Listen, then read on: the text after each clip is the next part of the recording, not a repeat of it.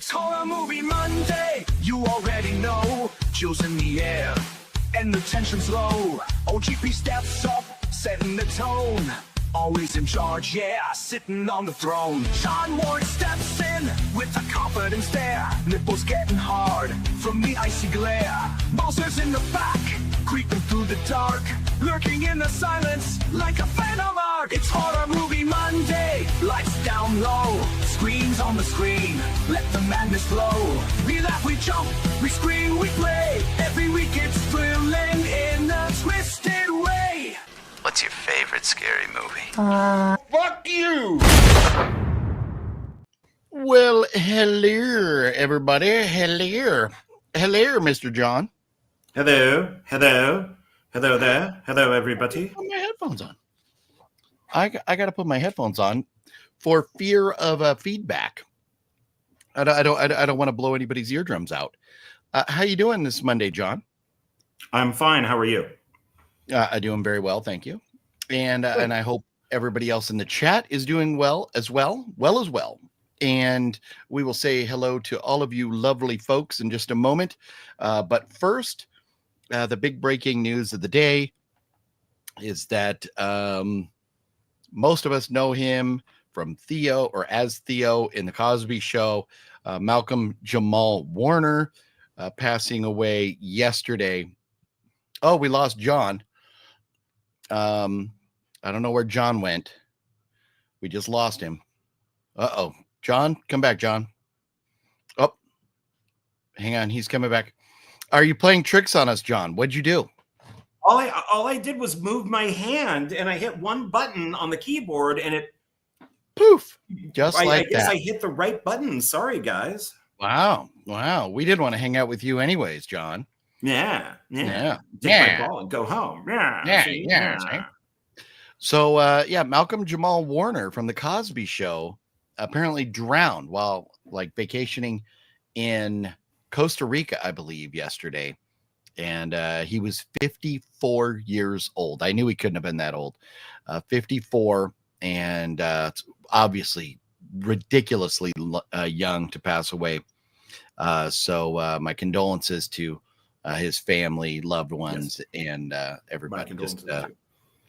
Just a tragedy. So I thought in his honor, we could go down the list of everything he's done, hundreds of things. Looking at his resume, I was shocked at all the different things he did. But being Horror Movie Monday, I thought, I'll mention some of the things that he did that maybe would be more applicable to us. He was in 3 episodes of American Horror Story. I forgot to look at which season. He was in 6 episodes of Sneaky Pete, which was a show I very much enjoyed. Did you ever watch that, John? Never heard of it, no. Just a couple seasons, but highly recommend Sneaky Pete. He was in 3 episodes of Sons of Anarchy, which is very cool. Love Sons of Anarchy. And he was in 1 episode of Dexter.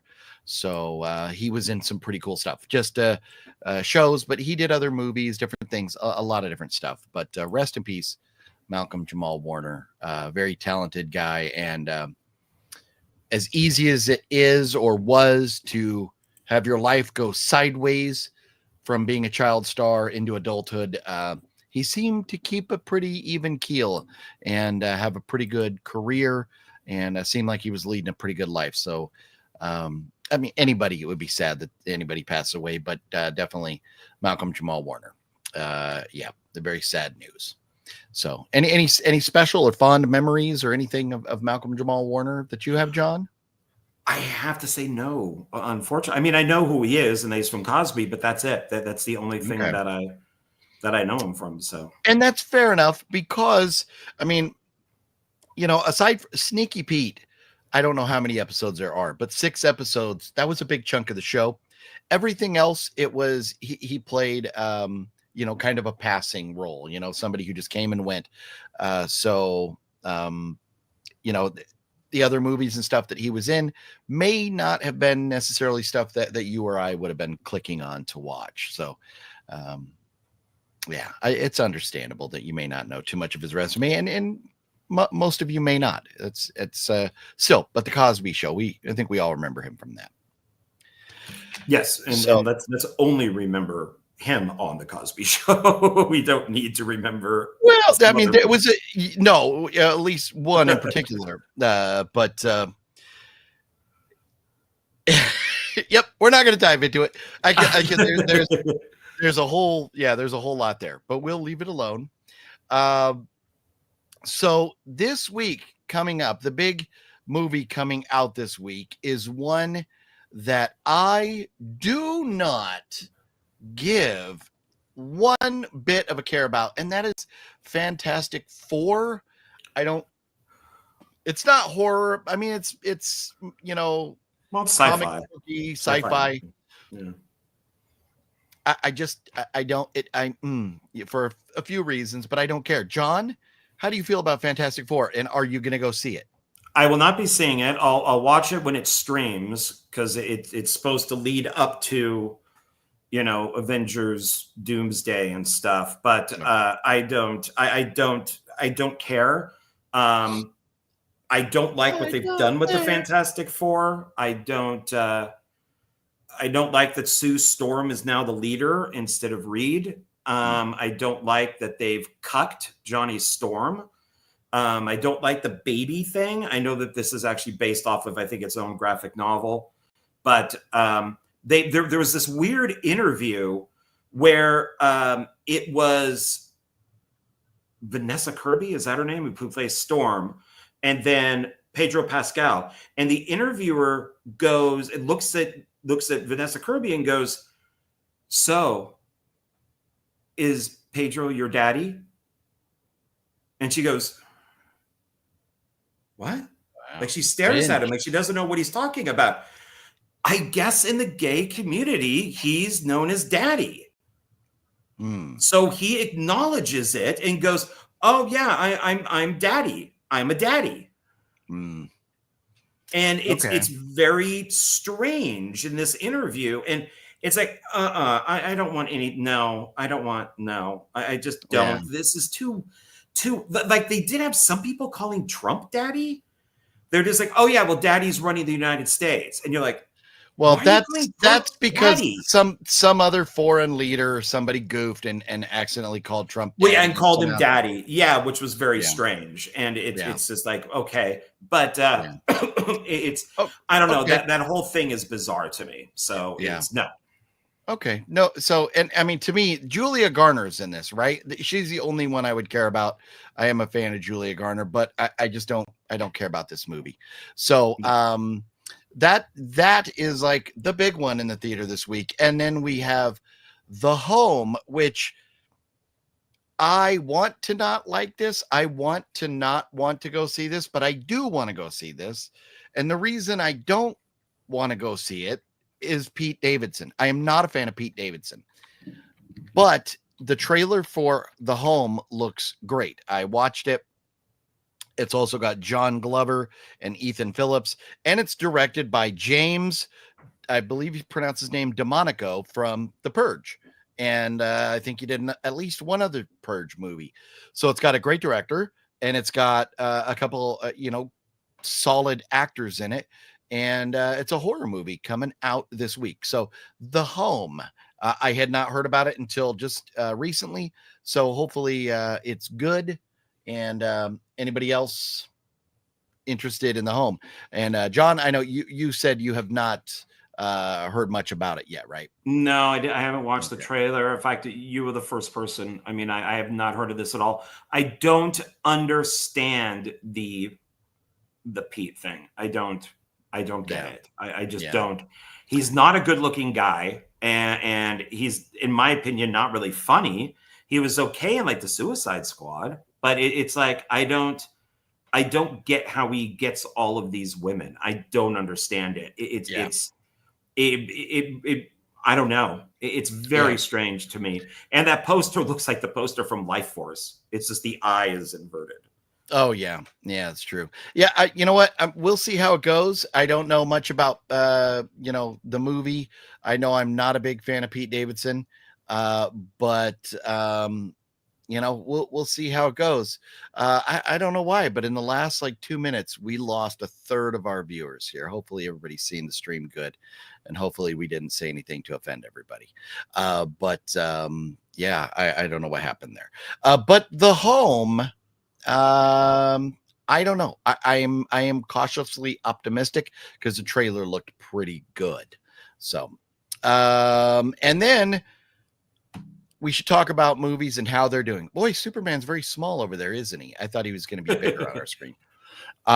But Superman has passed $400 million in the box office.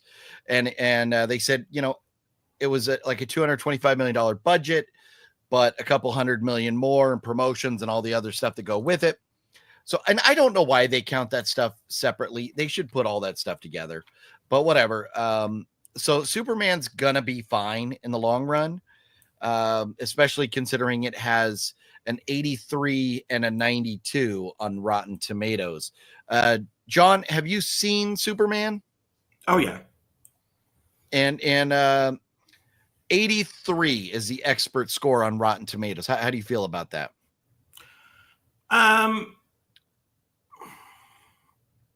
Yeah. Okay. Yeah. All right. Yeah. I mean, it's okay. It's not horrible, but he's no Henry Cavill and or Christopher Reeve.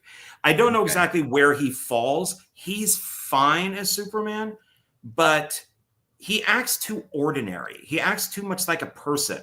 He doesn't act like a Superman like Henry Cavill did, or who has that really kind of tough, almost like a sergeant, like a drill sergeant type of, command to him. He kind of just seems like, I don't know. He's not, and even Christopher Reeve had that too.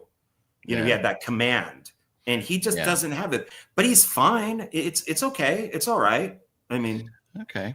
Yeah. Well, I mean, it's doing okay at the box office, so that's, I guess, a good thing. I Know What You Did Last Summer. This is interesting.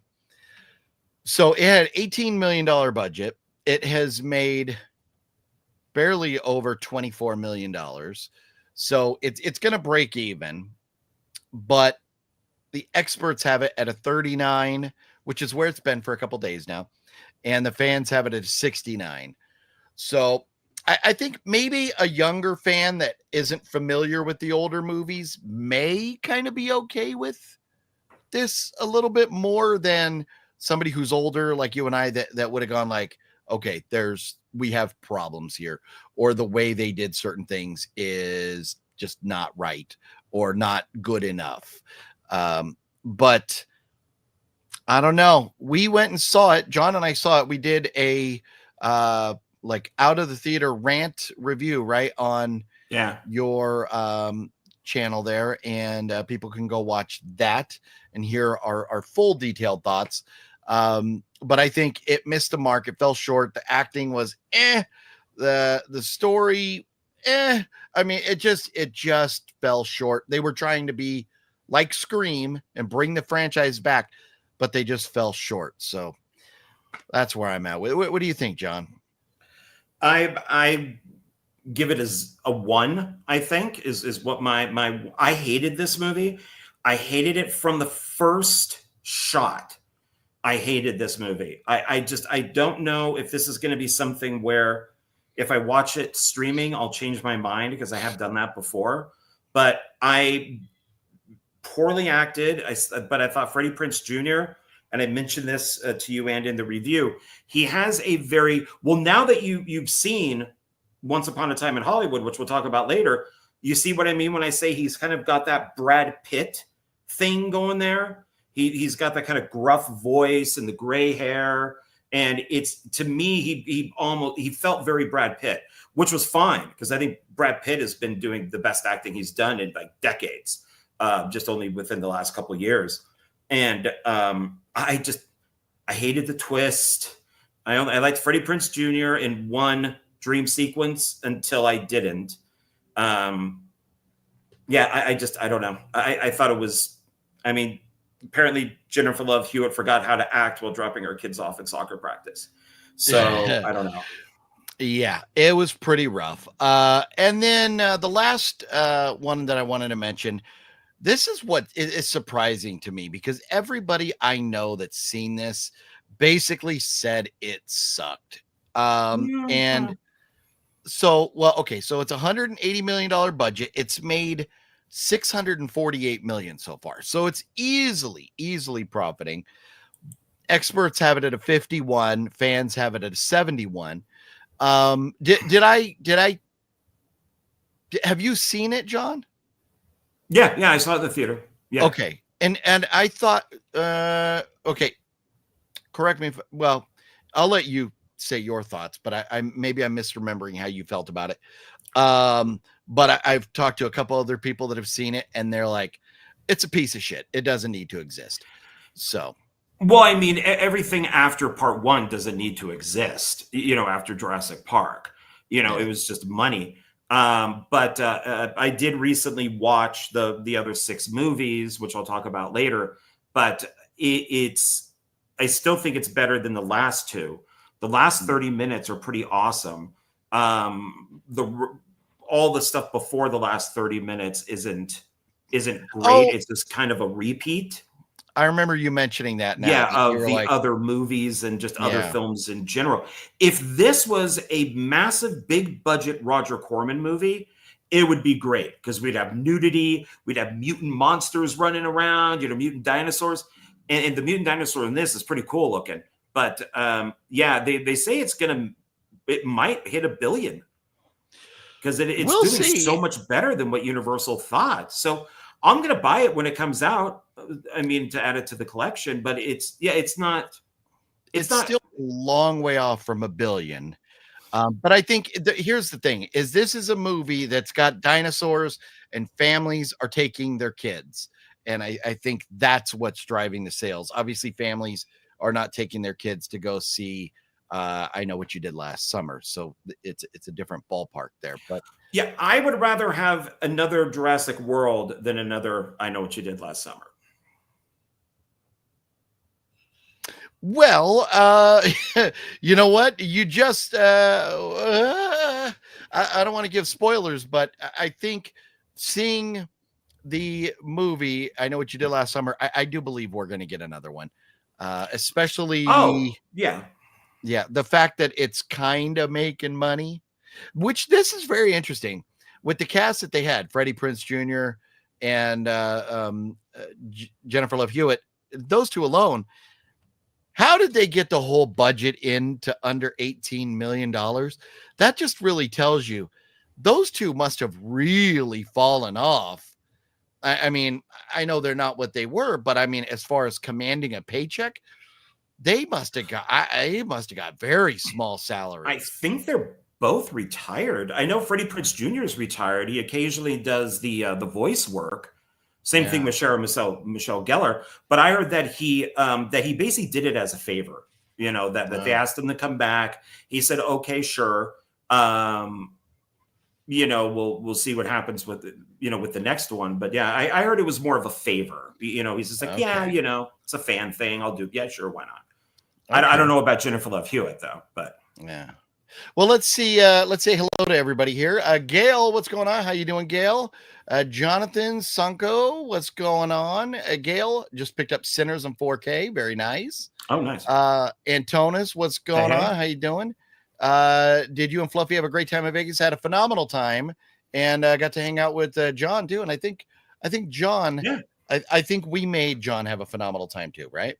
Yeah, it was fun. Yeah, we got the ZIA records and went out for pizza, and yeah, it was fun. It was great seeing Fluffy, and I didn't think I was going to be able to hang out with you guys, but it all worked out. We made it happen. It worked out very well. Yes. Sean 420, Deadpool Fanatic, House of G fan, Terry, Jeff Keaton. What's going on, Greg? How you doing, everybody? Michael McNally. Reggie, what up, Reggie? I'm with you, OGP, not a P. Davidson fan. Yep. He just he was good in this. What is it? The slasher film where I'm blanking on the name of it. Like you will be next or something like that, where it's everybody's dead, and then they go. The movie goes back to find out how everybody died.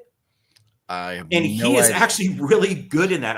I'm completely forgetting of the movie, but it was I yeah, only that's it. know That's him it. Jesse from M. Yeah, bodies, bodies, bodies. There, okay. yeah, he's actually quite good in that. Thank you, Jesse Okay. M. Yeah, I only know him from Saturday Night Live and Kim Kardashian. That's it. So And Inside Kim Kardashian. well, correct. Yes. Can't wait to see the home. Yeah, it's looking pretty good. Pretty good. Hello, Clarice. What's going on, Mr. Hello. Bones? How you doing? Everybody, yeah, if you would please hit that thumbs up button, would mean a lot to us. Too bad we never got to see the Nicolas Cage Superman. I think that would be fun. I think that would be fun. I don't They know. could still do it.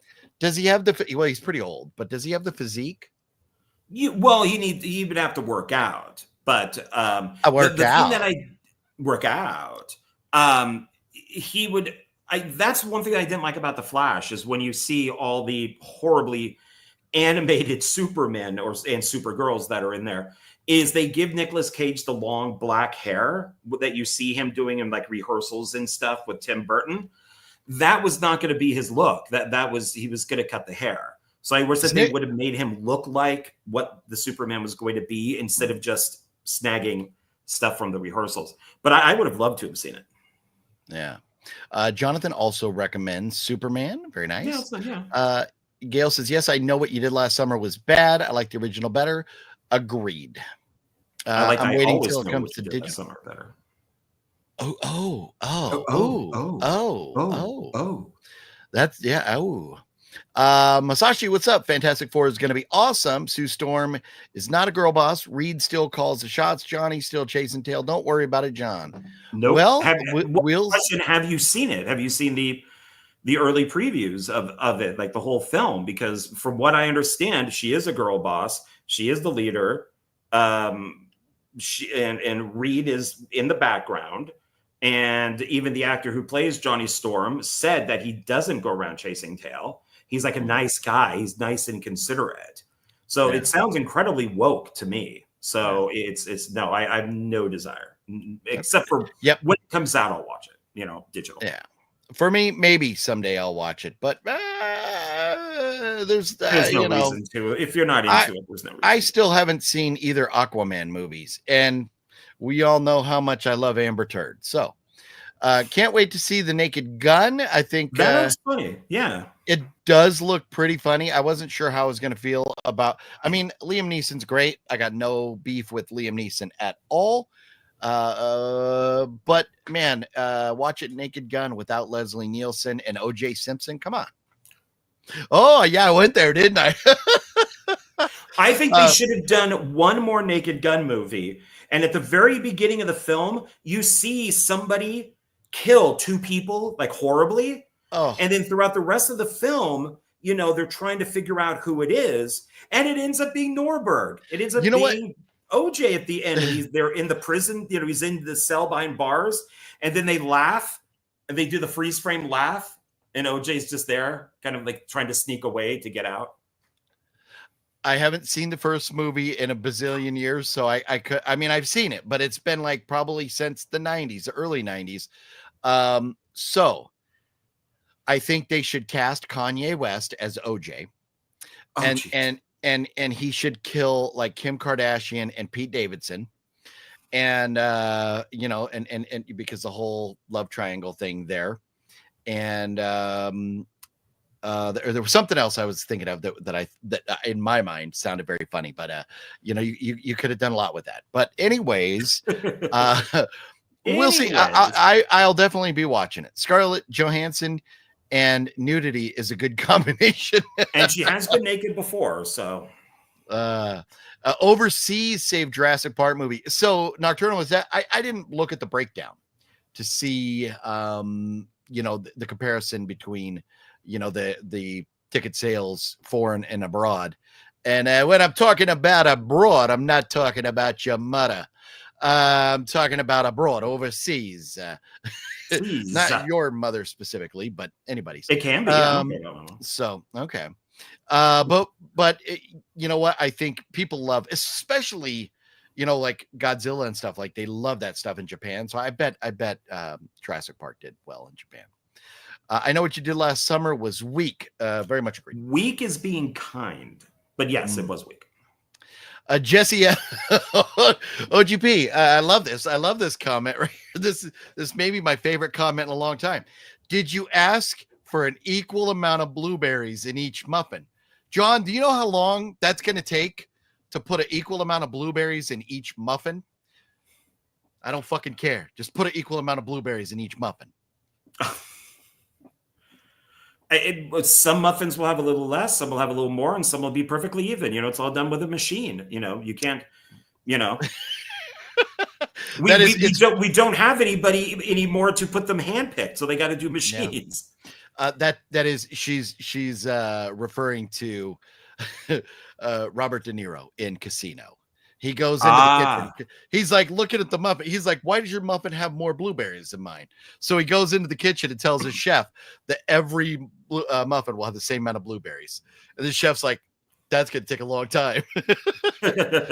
So very funny. Great reference there, Jesse.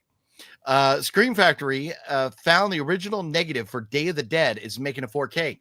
Yes, that news has been coming out, and it's very exciting because we're not talking about Romero's. We're talking about Tom Savini's. No, that's Night of Living Dead. Night of Living Dead. They're putting that's coming out on 4K. So Day of the Dead, the original Romero one. Man, I'm getting confused now. Romero's is coming out on 4K also. Scream Factory there. I happen to know somebody. Scream. Yeah. Nick B, what's up? Hey. Yeah. Okay. So yeah, Jesse's the one that got you. Bodies is great. Yeah. Nice. What is up, my good friends? Christian, what's cracking? Hey, how you doing? Fluffy does like turtles, and he likes beer. He just doesn't partake in the beer anymore. I found out today, Fluffy, that I happen to own everything that I want for Superman, except for one thing. One season of Superboy. That's season 1. And you have it. I have everything except for one thing. I think he's going to put it up on the bay if it's not already there. Maybe you could buy it from him. Yeah, not for that. Yeah, I know. Fluffy. That's okay. No, I was going to go somewhere, but I'm not. I was going to talk about holding Fluffy Star Wars hostage. Just got back from seeing Superman. I thought it was absolute ass. James Gunn keeps talking about canceling projects for bad writing, and I thought the writing in this was terrible. Nathan, I haven't heard anybody hate on it like you have, but I have heard people say, why does Superman get his ass kicked the whole movie? And to me, he does. That would be bad writing, because Superman should not be getting his ass. Superman took a train to the face. He took a train car to the face, and he got up and walked away from it. He should not be getting his ass kicked by a human being. So the beginning does make sense, because it's Ultraman Superman is the guy who's doing it, who is more powerful than Superman. What the fuck is a Ultraman? Yeah, it's Ultraman Superman. They're from alternate timelines. They have met up in the comics and in the anime. So there is another character called Ultraman? Yeah. Okay. He has a giant U on his chest. Yeah. Oh, okay. Yeah. See, but I wouldn't say it's absolute ass. And James Gunn, I hate when people do that. I hate when people criticize stuff and then they do bad writing, because I hated Romeo and Juliet. It was garbage. And James Gunn, he gets all the credit for Dawn of the Dead, Zack Snyder's Dawn of the Dead. But then I've heard many things that he really didn't write it. He was one of many writers, but he got the credit. So he ran with it. So. Nick B, is there any woke stuff in the new I Know What You Did Last Summer? Yes. Yes. Yeah. Last time we went into woke rant, we lost a third of our audience. So let's just leave it at yes. There's a little bit there. Especially at the very end. It's pretty rough. I said very vocally out loud, "Fuck you." Yeah. So there is some stuff. It's not thrown in your face the whole movie, but there are a few parts, in my opinion. So it does get there. Let's see. Sean wants to know if Fluffy won any more money in Vegas. Oh, side note, the live stream that I did with Fluffy from downtown the other night, it got shut down because of 13 copyright issues. I've gone in there and muted out all the copyright issues. It is back and available if you want to go back and rewatch the stream. If you didn't see it or missed any of it or whatever, if anybody cares to, it's back up on the channel here. You can go into the lives and find it there. So it's a live stream from a few days ago. So, but just in case you want to see it. Liv, what's going on, Liv? How you doing? Hey. Liv had a very funny video she put out. I think it was a short. Or she's Liv does a lot of videos where she is getting dressed to go out and do things, and she had a change. So this is I'm just letting everybody know if they want to go watch Liv's stuff. It's very funny, but her in a non-revealing way, her boobs kind of kept falling out the bottom, so she had to change her top. Funny stuff, Liv. Funny stuff. So I think mentioning that stuff will probably get, and not that Liv needs any more clicks or anything. She gets some good views, I think, but that was very funny stuff. I laughed. I gave it a good chuckle. New Naked Gun looks funny. Agreed, Christian. Skyla's here. Hey, OGP and John. Hope you're both well. Just popped in to say hello. I've had a really bad day today. I hope to catch up the videos soon. Miss y'all lots. Well, we miss you too, Skyla. And Skyla like fell down, spent the other day in the hospital. Did you break your leg or was it a sprain? What happened there, Skyla? That she had a fall the other day, I seem to remember. Oh, that's Fluffy did not win anymore after the Wheel of Fortune machine. There you go. Mario's in the house. What up? Christian just bought the Bruce Lee films. So a couple more comments and we got to get back to, because we got some stuff to go through tonight. Let's see here. No, John, the Big U is Underdog. That's what I'm talking about. It's also Ultraman. It's also Ultraman Superman. So it's if you've seen the movie, it's a giant U. I mean, he looks like Doomsday to start, Underdog, and then it ends up being, it's Ultraman. They even say it's Ultraman. Liv, you're very welcome, Liv. And Skyla did break her foot. Oh, that sucks. Ouch. That sucks. I like when the gorillas were dancing in that Vegas. It was hilarious. Yes. The gorillas were very funny. So the guy inside the gorilla suit he laid down on the ground and he moved his feet into the arm. So it looked like he was doing a handstand. It was very funny. Jennifer Half, what up, Jennifer? How you doing? Hey. Good to see you. So here it is. Being in Vegas, Fluffy and I spent a lot of time at ZIA Records, a lot of that with John, but then also some without John. As a result, I have the biggest haul that I've ever walked away from one Vegas trip from ZIA.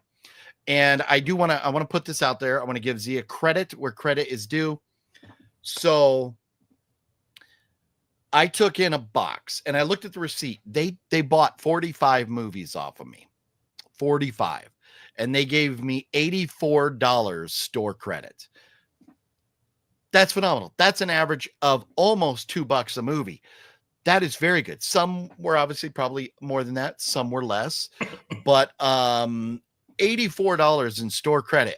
I was giddy like a young school kid. It was very exciting. He was running around the store like this.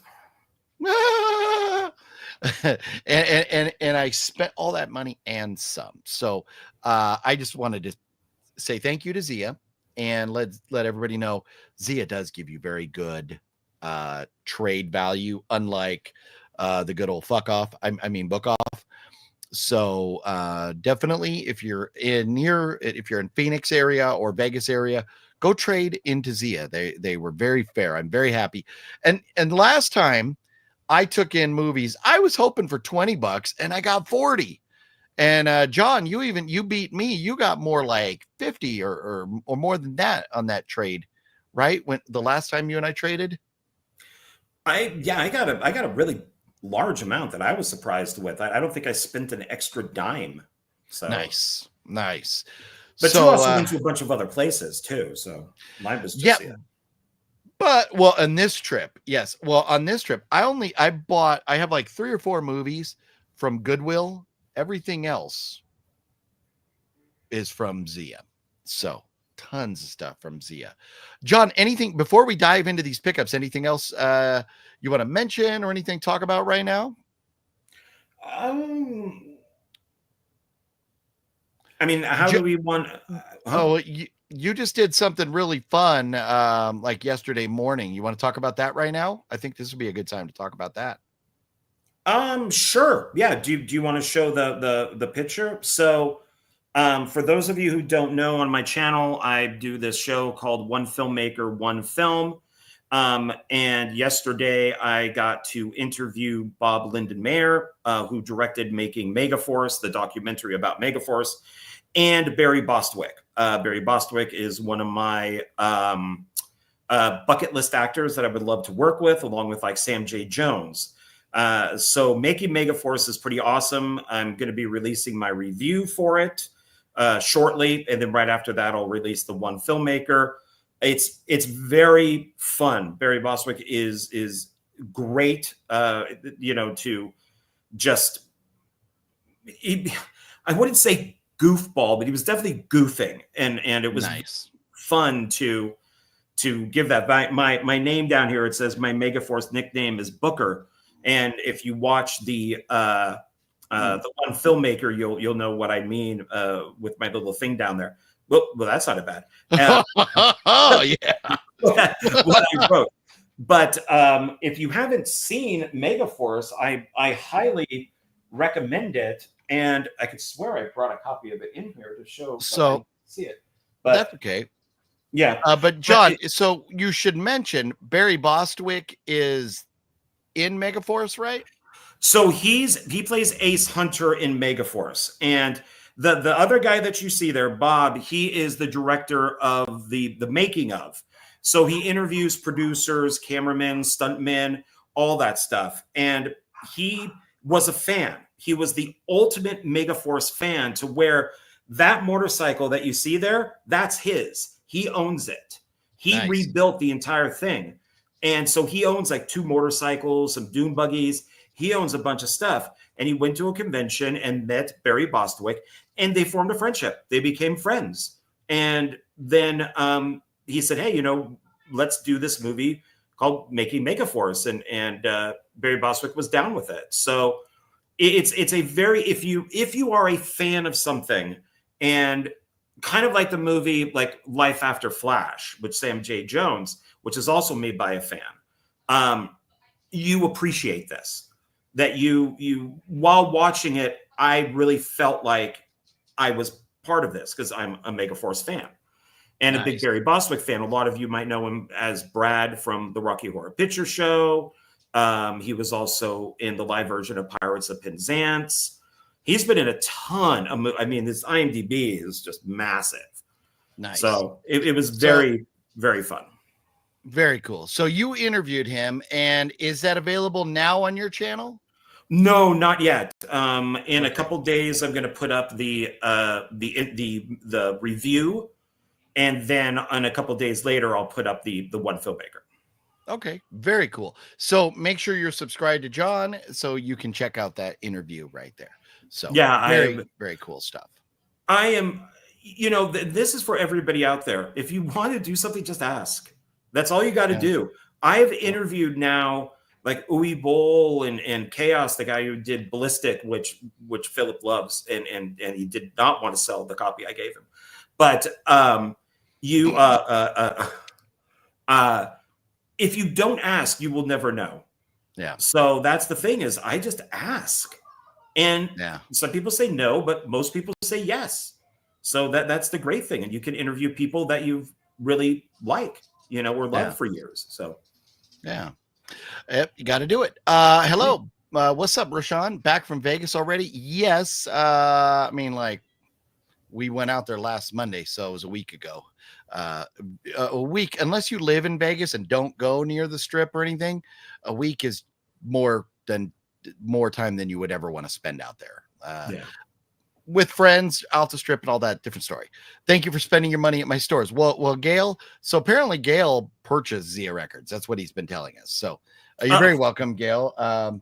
We're supporting the cause. Well, thank you. Yeah.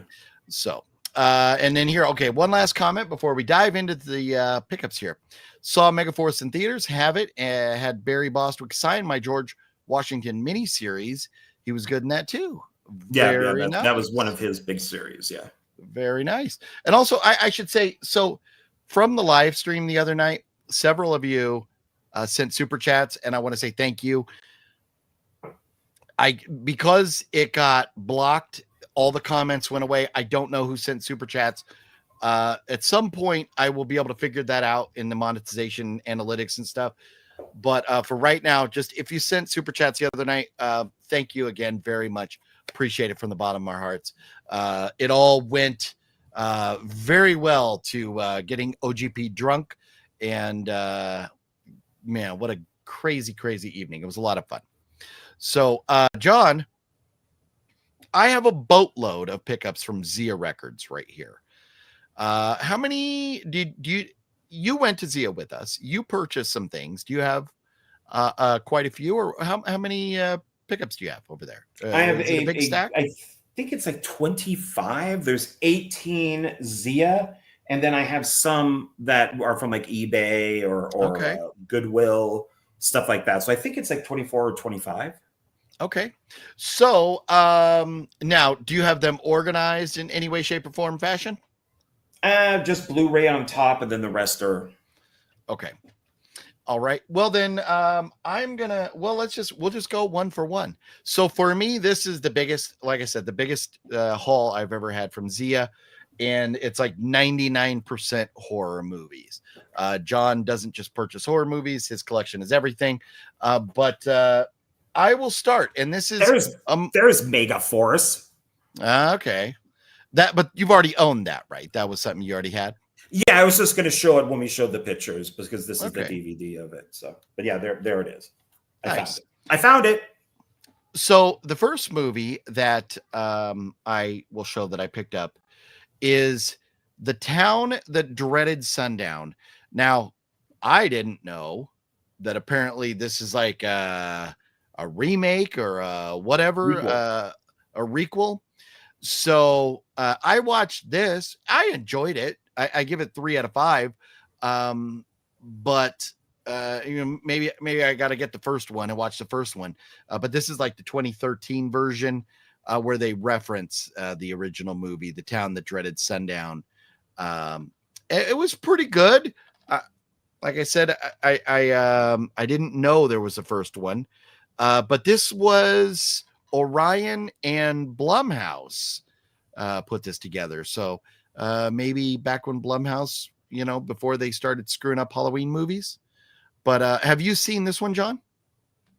Yeah, I own it, and I own the original. I'm a big fan of both, especially the original. Okay, nice. Would you remember offhand? I give this one. I don't know about the first one, but this one I give 3 stars. How do you feel about that? 3 stars is good. Yeah, I would say that too. It means more when you see the original because for the most part, the entire film references the first movie. So, everything in it is the first film. I feel like they did a good job with this if you hadn't seen the first movie, kind of covering that ground. But I'll probably still watch the first movie someday if I can find it. It's one of those like niche companies that has it. So it's really not that hard to find. It's by the guy who did The Legend of Boggy Creek, that kind of Bigfoot movie. That's really good too. That scared the crap out of me as a kid. Okay. So what do you got over there? You want to start with some ZIA stuff? Whatever you got? I'll start with Blu-ray. I did pick up Robin Hood. So I'm picking up a lot of like the comic book or the video game or the classic literature that would have like these Robin Hood, or it could be Tarzan or King Arthur. And so this is Robin Hood that I completely forgot was made because it bombed beyond belief. And it, Jamie Foxx plays Little John. So and I guess he's supposed to be kind of a mentor to Robin Hood. So they're doing a little bit of rewriting there, but I'm interested in seeing it.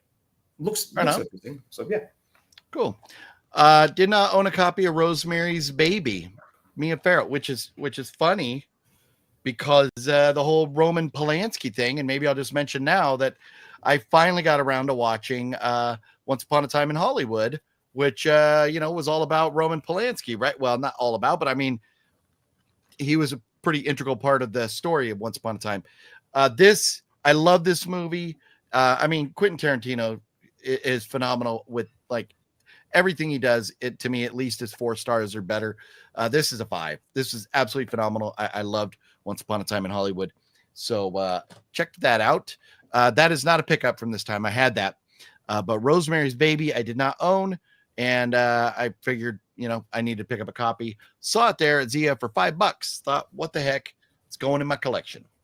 Good movie. It's the film that Frank Sinatra divorced Mia Farrow over. So, yeah. No, Rosemary's Baby. It's legendary, for a lot of things. Yep. Yeah. This is one that Philip found for me. I have no idea if it's any good or not, but who knows? Final, The Rapture. So this goes into my religious collection. Seems funny. Yeah. Yeah, and it's according to the back, it's the #1 Christian movie in theaters. I never remember this playing in theaters. So I guess if it played in one theater, it would be the #1 movie in movie theaters because it's only playing in one movie theater. Maybe it played in like a church theater or something that, Yeah, it's the scariest Christian movie ever made. Wow. I doubt that. If you've seen the one that I always recommend, the remaining, I highly doubt that. But Rapture. I love Rapture stuff. Is absolutely amazing to me. So, yep. Nice. So final, The Rapture. So I picked up The Hills Have Eyes unrated, the version to die for. This is just a movie I didn't have in my collection. It's funny. I had like Hills Have Eyes sequels from the original and the remake, but not the original, like originals from the original or the remake. So Hills Have Eyes, pick that up. $5. What a steal from ZIA Records right there. What you got next? Nice. John? And that's a good one too. That's a good remake. Yeah. My last Blu-ray for ZIA is The Circle. Tom Hanks and Emma Watson. This is a cult movie. It's a movie about a cult, and she joins the cult, and Hanks is the cult leader. So I enjoyed this quite a bit. I like movies about cults. This is going to sound weird, but I'm a big James. Oh my God, I'm just getting so old. I have no idea where you're going with that, so I can't help you. Don't drink the Kool-Aid. Guyana. Jim Jones. Thank you. Jim Jones. There we go. Okay. Yeah, Jim. I am fascinated with Jim Jones, so I like movies about cults and stuff. So. Okay. Right on. Yeah, I've never seen that one. I mean, Tom Hanks is great. She's good, but maybe one day I'll check that out. But haven't seen it yet. This I picked up just because it looked kind of cool. Stuart Gordon presents Deathbed. Have you seen that, John? Deathbed, Stuart Gordon? I own it, but I haven't. I should. It's full moon, so yeah. I should. I had it for $9, and yep, full moon. And we don't have time for me to read all the descriptions and everything. So if you know them, cool. You can let us know what you think. There was, aside from Stuart Gordon, there was something else that the lead actress in that is gorgeous. So nice. I've been a fan of hers for a while. Yeah, Deathbed for $9. All right, so mine is the 2-disc collector's edition. This is the director's cut of Mutant Chronicles. Oh. Is that... It has Tom Jane is in it. Ron Perlman, John Malkovich. Yeah. Have you seen it before? No, but it's been recommended. And I got it Okay. because, director's cut, 2-disc. So Yeah, I was afraid of that. So I started watching this and turned it off after about 10 minutes. This movie... maybe you need to see, is that the director's cut? The bottom line is it's 100% filmed in front of a green screen. It fucking sucks. It's so bad. Great. Yeah. Hopefully you enjoy it. Maybe you'll look at it differently. It was terrible. That's one of the reasons I quit buying Tom Jane movies. It was so bad. I mean, it's so green. It is Asylum on steroids. So hopefully you have it. I mean, you and I have a different opinion on a lot of things. So, and then this Scalps is this? This is I didn't know one you of the picked up most Scalps. one of the most censored films of all time. It says right there. I doubt that, but okay. Well, that's what it says on the back, right? So it's Fred Olen Ray's second movie. Somebody we know with the name Ferguson did a sequel to it, a short sequel, and it's probably on there. Well, then I might have to burn it because that's horse shit. But anyways, Fred Olen Ray, Scalps. And if my movie says one of the most censored films of all time, and your movie is one the best Christian movie in theaters of all time, then it has to be right. It has to. Oh, right? they should be double featured. So so Scalps, Fred Olen Ray. There you go for 7 doll hairs. How about that? Wow. Yeah. Okay. This is one that you and Fluffy recommended because I like the director, but I did not feel that I should have to watch this because I think he disowns it. And that is Miss March. Oh, yes. Very funny movie. Very funny movie. Like Fluffy was saying a couple weeks ago on the chat. I don't know if I can say that or not. I can't. I was effing that A while she was S'ing my C, or the rap song in there. You can't say it here. It's just too much. YouTube will get very mad at us. But that movie is hysterical. I'll see because it's unrated. It's the unrated, fully exposed edition, rental exclusive. Nice. So I'll see. I think it always reminded me of that Jake Isles song, Centerfold, where the guy finds out that his girlfriend from high school is now like a Playboy playmate. And I think isn't this the same thing? The guy finds out like his ex-girlfriend is now like a playmate or something. Yeah. Horsedick.mpeg. Wasn't it horsecock or was it horse dick? That's right. No, it's .mpeg. It's funny. John, you'll have to watch it and tell us all about it. You got to watch it. All right, I'll watch it for next week, and I'll report to you what I thought of this. I love the director on this. Then I saw just like the guy who directed Grind, and I hated Grind, but the movie that he did, he did The Remaining, and I love The Remaining. Oh, okay. And then Jonathan's like, hey, you want to review Grind? And it's just like, okay, it's the same guy, and I friggin' hated it. So, but we'll see. We'll see. Gail says Mutant Chronicles is shit. Jeff Keaton, I watched Hell Night not too long ago. It's a great flick. The 80s gave us many great horror films. Yes. Hell Night is one of my favorite horror movies of all time. Absolutely love it. I got a poster on the wall over here. Nocturnal even likes Miss March. There you go. DG, what up, DG? Watched a list of most censored movies, and Scalps was on it. Can't remember what the rating was compared to others on the list for levels of extreme. Well, that's good to know, DG. I hopefully we'll be checking it out soon. Next one I bought from good old ZIA Records is Passengers because it has 2 of my favorite actors of all time, Patrick Wilson and Anne Hathaway. Anne Hathaway is amazing. Patrick Wilson, obviously, Both are awesome. Conjuring, Insidious, and everything. So, anyways, Passengers. This is a movie I've not seen, should have seen, will see. How about them apples? And if you want to see Anne Hathaway like you've never seen it before, watch the movie Havoc. Yeah. Man, I got something in my eye. It's really bugging me. What do you got? Probably your finger.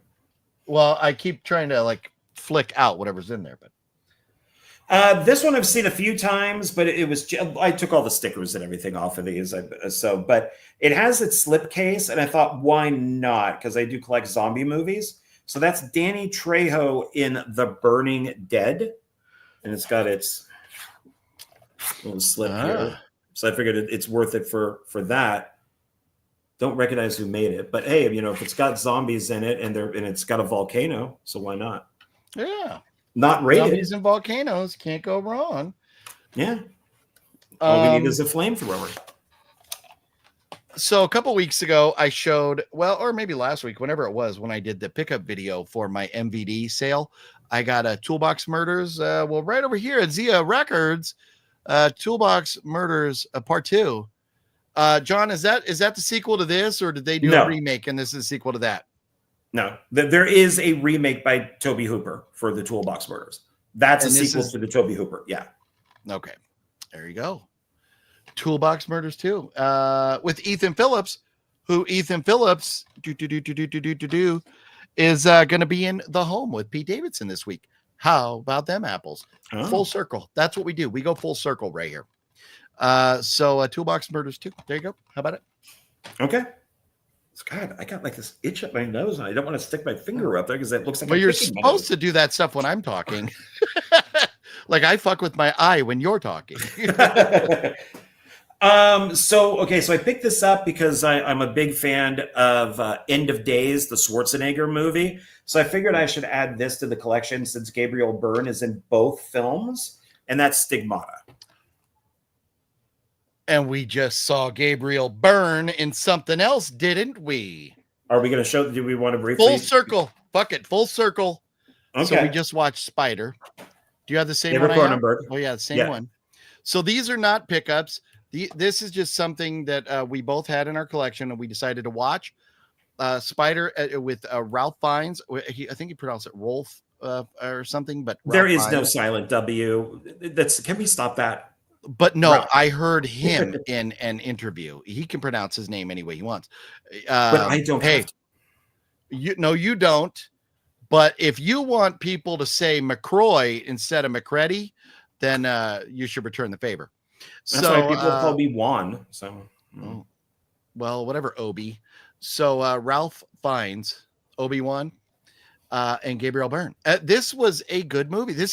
It is crazy because he's crazy, and then you're kind of seeing him put the pieces of his life back together and figure out why. Rafe, I think you're right. House of G-Fam, Rafe. It's Rafe Fiennes. Yeah, Rafe Fiennes is what he said, but his name is Ralph.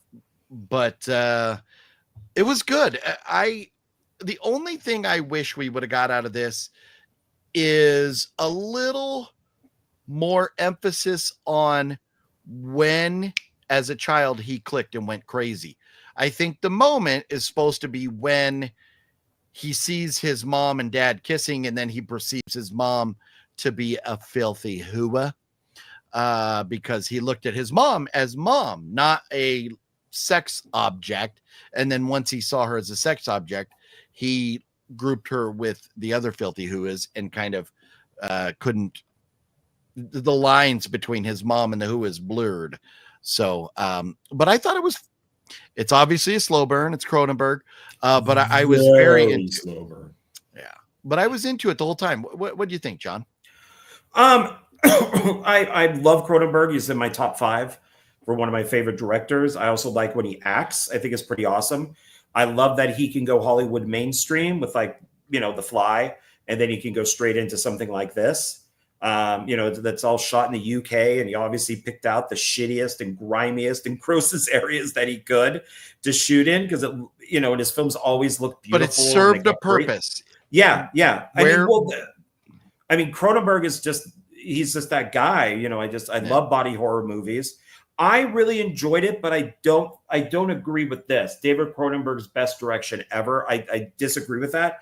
It's a good movie. I think things like Videodrome or Existenz or Scanners, I think are better, but this is a very different movie than those. But I really enjoyed it. I do recommend it. It is different. And I think it's really is a combination of Cronenberg and Ralph Fiennes that hold this movie together. The other actors like Gabriel Byrne and stuff are great, but those are the two linchpins. So it's really good. But yeah, just expect a slow burn. Yeah. Well, Rafe Fiennes is phenomenal in almost everything he does, like Menu and Red Dragon. Did you know, and I just learned this the other day, I can't believe I did not know this, who did the score for Red Dragon? Yeah, Danny Elfman.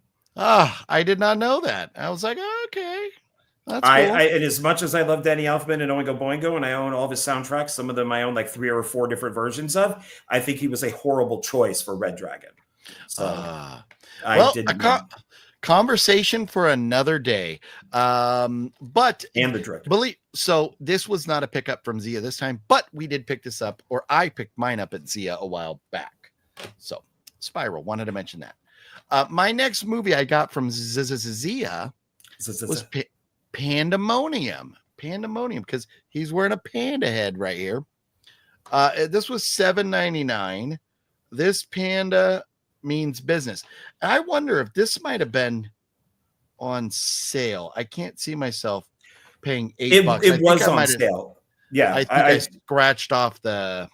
I told you to buy it because it's good. I interviewed the director of that for One Filmmaker for that movie. It's part of a much larger universe. Okay. And it's British. It's from the UK, and the director and his studio, they have all these interconnecting movies. I own a few of them, but I really like Pandemonium. It's funny, as I could not say Pandemonium when we were doing One Filmmaker. So I kept having the director say the name of the movie because I couldn't get it out. It just would not happen. That's funny. That is funny. Yeah, I think there's got to be a few that I pulled the sale price off of, and shame on me because now I'm not remembering, because my next one here is going to be in the same boat. But what do you got next over there, John? You and Fluffy. There are no spiders in the movie, Antonis. It's not about spiders. No, he creates cobwebs with string or rope. And that's kind of the idea of the spider, is that he's in this web, which is in his head. It's even though the spider webs are right there in real life, it's kind of like a metaphor for his brain. So yeah, it's interesting. It's interesting. I would definitely watch it again. But so even though both you and Fluffy flipped me off and said I could go fuck myself, I've been collecting Shakespeare movies, and this is basically supposed to come before Romeo and Juliet. And it is basically, a lot of people say Shakespeare stole his writing, stole the stories. This is one of those. When did I flip you off about Shakespeare? I told you that it was Macbeth. It is the director of Macbeth also did The Order.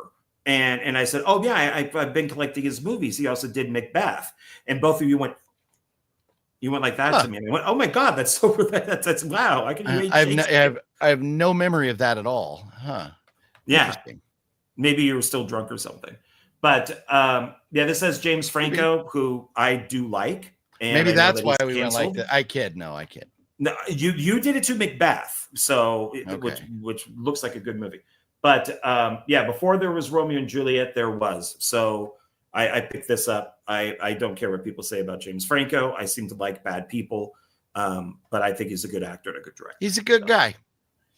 He's a good guy, but not to some people. He's a good fella. Next is Nina. Open Your Eyes to Fear. Oh. And it says 20 Years of Darkness, 7 Days of Hell. And this had to have been like $1.99 or something was why I picked it up. Let's see. Anybody actors that I know or anything? No, I have no idea about it. I think it just had to be the right price, like $1.99 or maybe even 99 cents. Naina, Nina, however you say that. Yep. Probably 9999. Maybe not like that. Maybe not like that. So, all right, what do you got next, John? This looks so horrible, so I had to buy it. But it does have Tony Todd, Okay. Jason Connery, and C. Thomas Howell. Oh, it's going to be horrible. And it's Blood Wars. It looks like a vampire thing. Okay. Most of this stuff I would probably, unless it's something serious, like this, I think all of these were like $1.99 or $2.99. Yeah. So because I don't think I'd buy this if it was any higher than that. But yeah. But for that price for Tony Todd, C. Thomas Howell, it's worth a risk. Yeah, why not? I don't think there's anybody else in this. Yeah. But it's like, sure, why not? The vampire hunters are now. Oh, the vampire hunters are now ... the hunted. There we go. That's oh, look what I got, John. I got one of those see-through slips. Oh, which one did you get? Yeah. I got Last House in the Woods. Oh, I don't have that one. Okay. I'm thinking of collecting those. Neener. Yeah, but how many do you have of mine? I don't know what you're talking about. Of the these? movies? Yeah. Oh, yeah, I have no idea. I'd have to. There you go.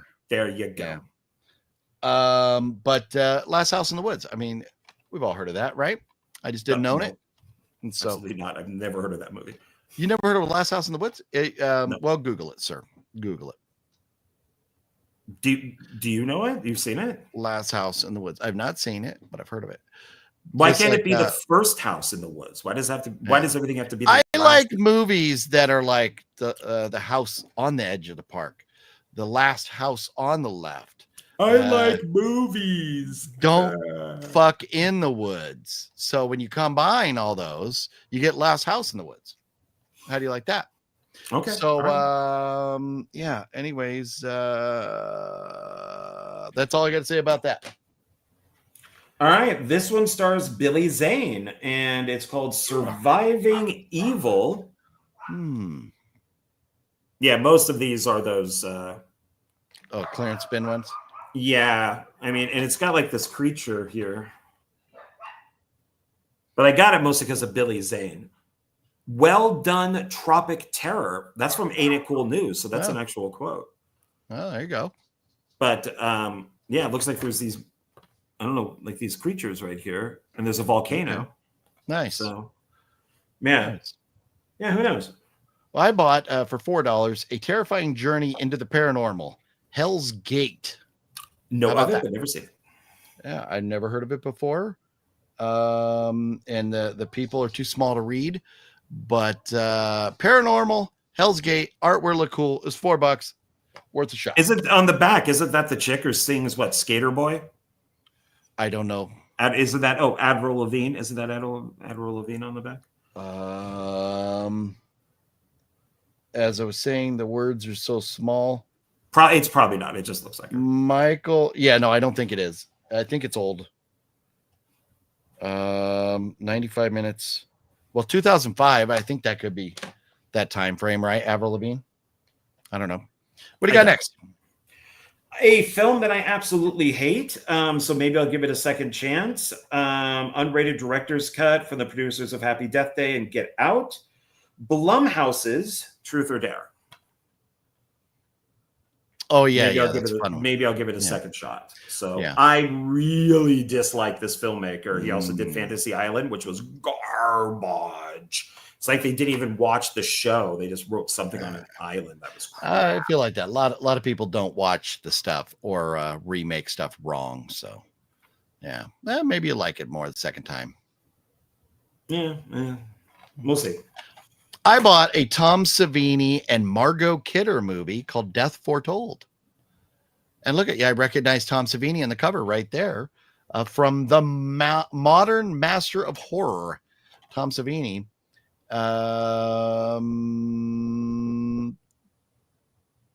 Directed by Bo Buckley. Don't know him, but Margot Kidder. Are you kidding me?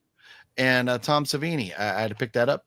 It was $8, but no, this had to have been another sale one.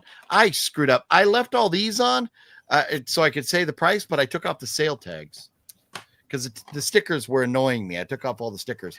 That's one thing. It's kind of therapeutic after you make a big ZIA haul to sit around and watch a movie and just kind of peel stickers off. So I accidentally peeled off the sale prices. My bad. There you go. What do you got next, John? Not a horror movie. 2 comedies, and parts 1 and 2, and that's Neighbors. That's all I got to say about that.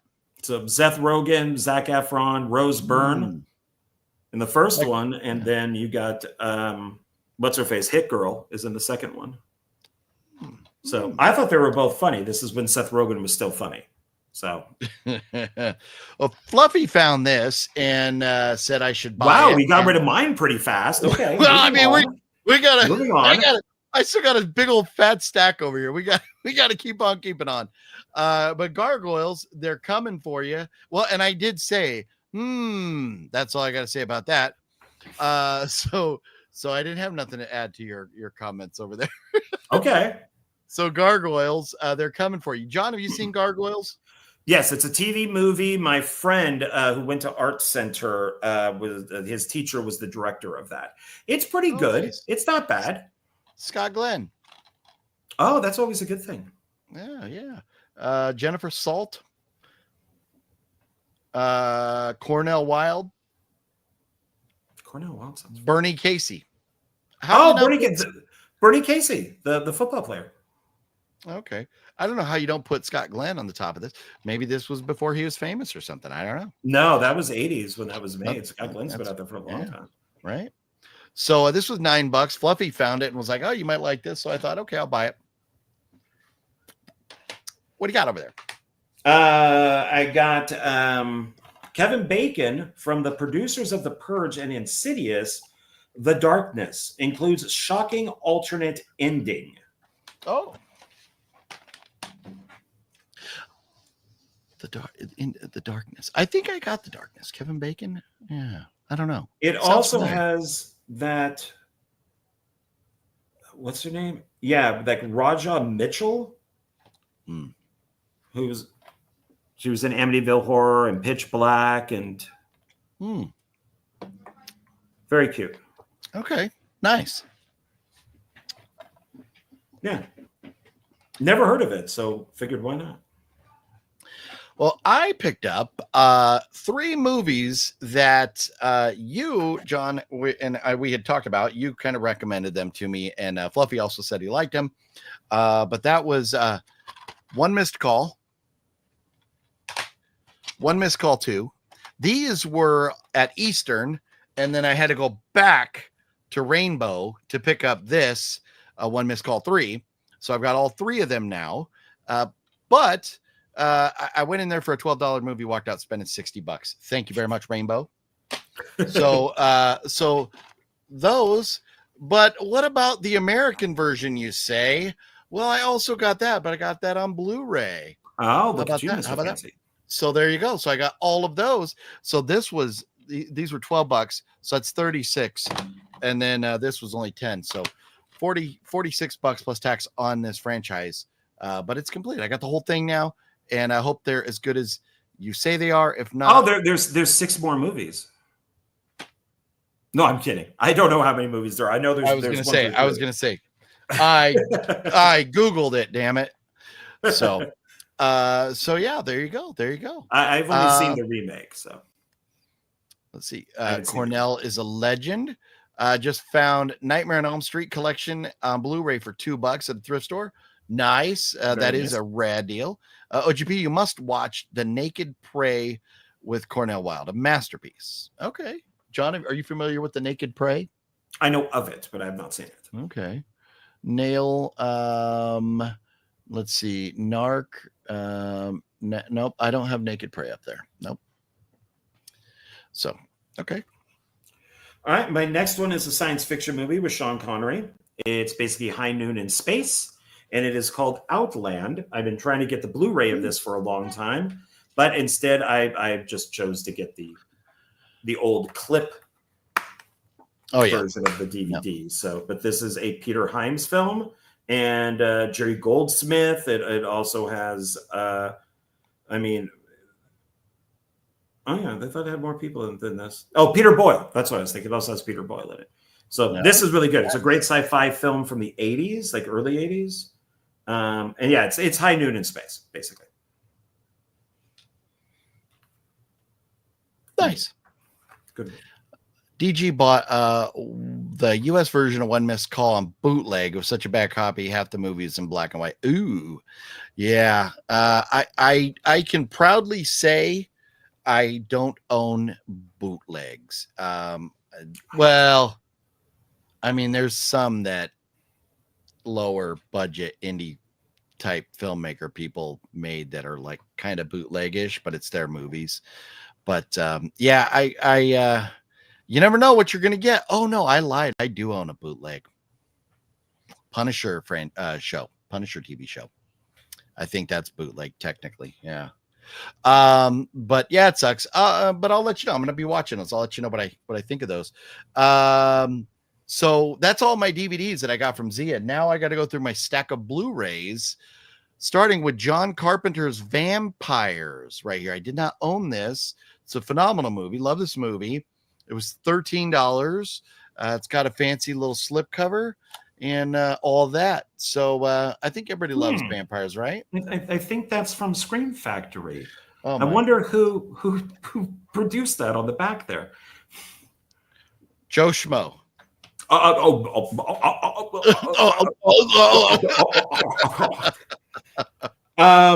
Here's another clip. So this must also be Warner Brothers. Yeah, this is also Warner Brothers. I have not owned this, and I'm glad that I picked it up. This is a Blu-ray. I should have done this on Blu-ray, but it was cheap.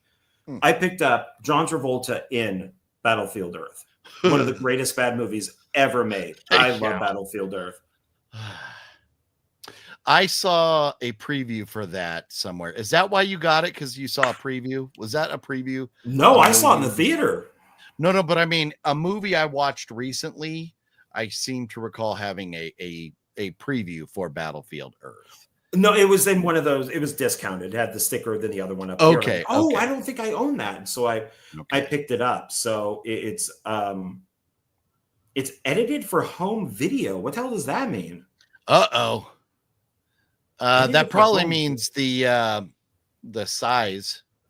Well, it's widescreen, and it says special edition.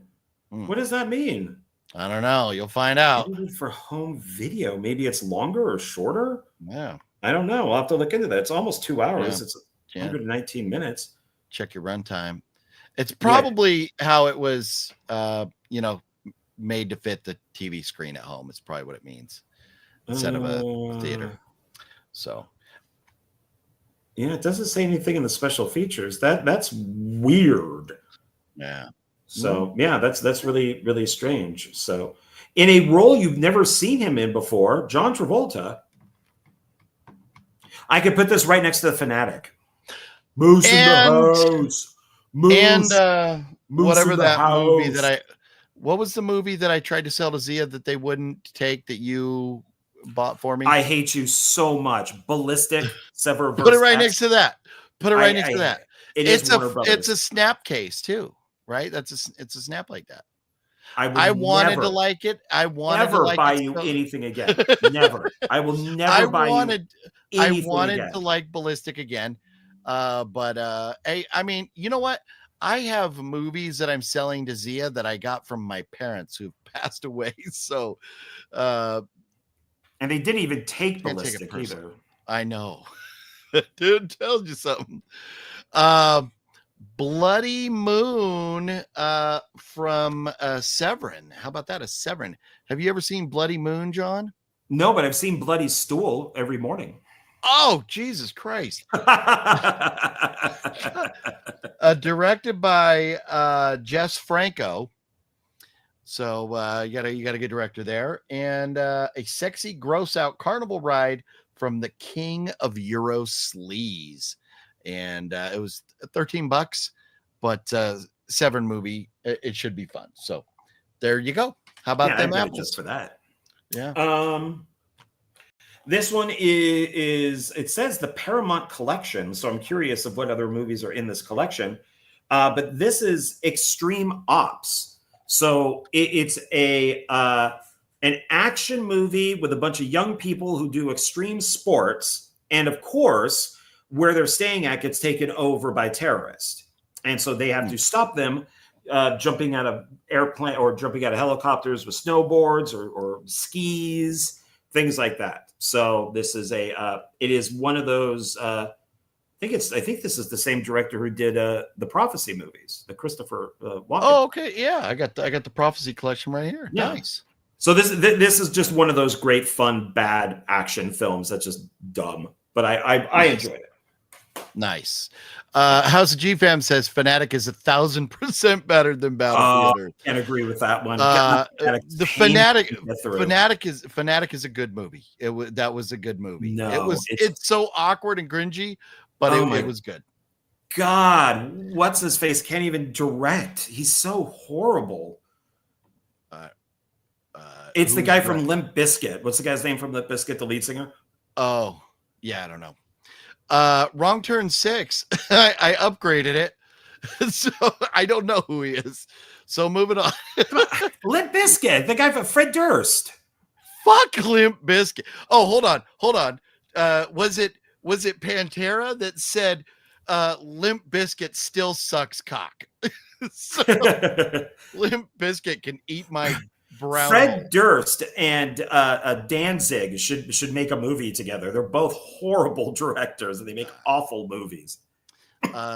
Wrong Turn 6. How about that? Unrated. Last Resort.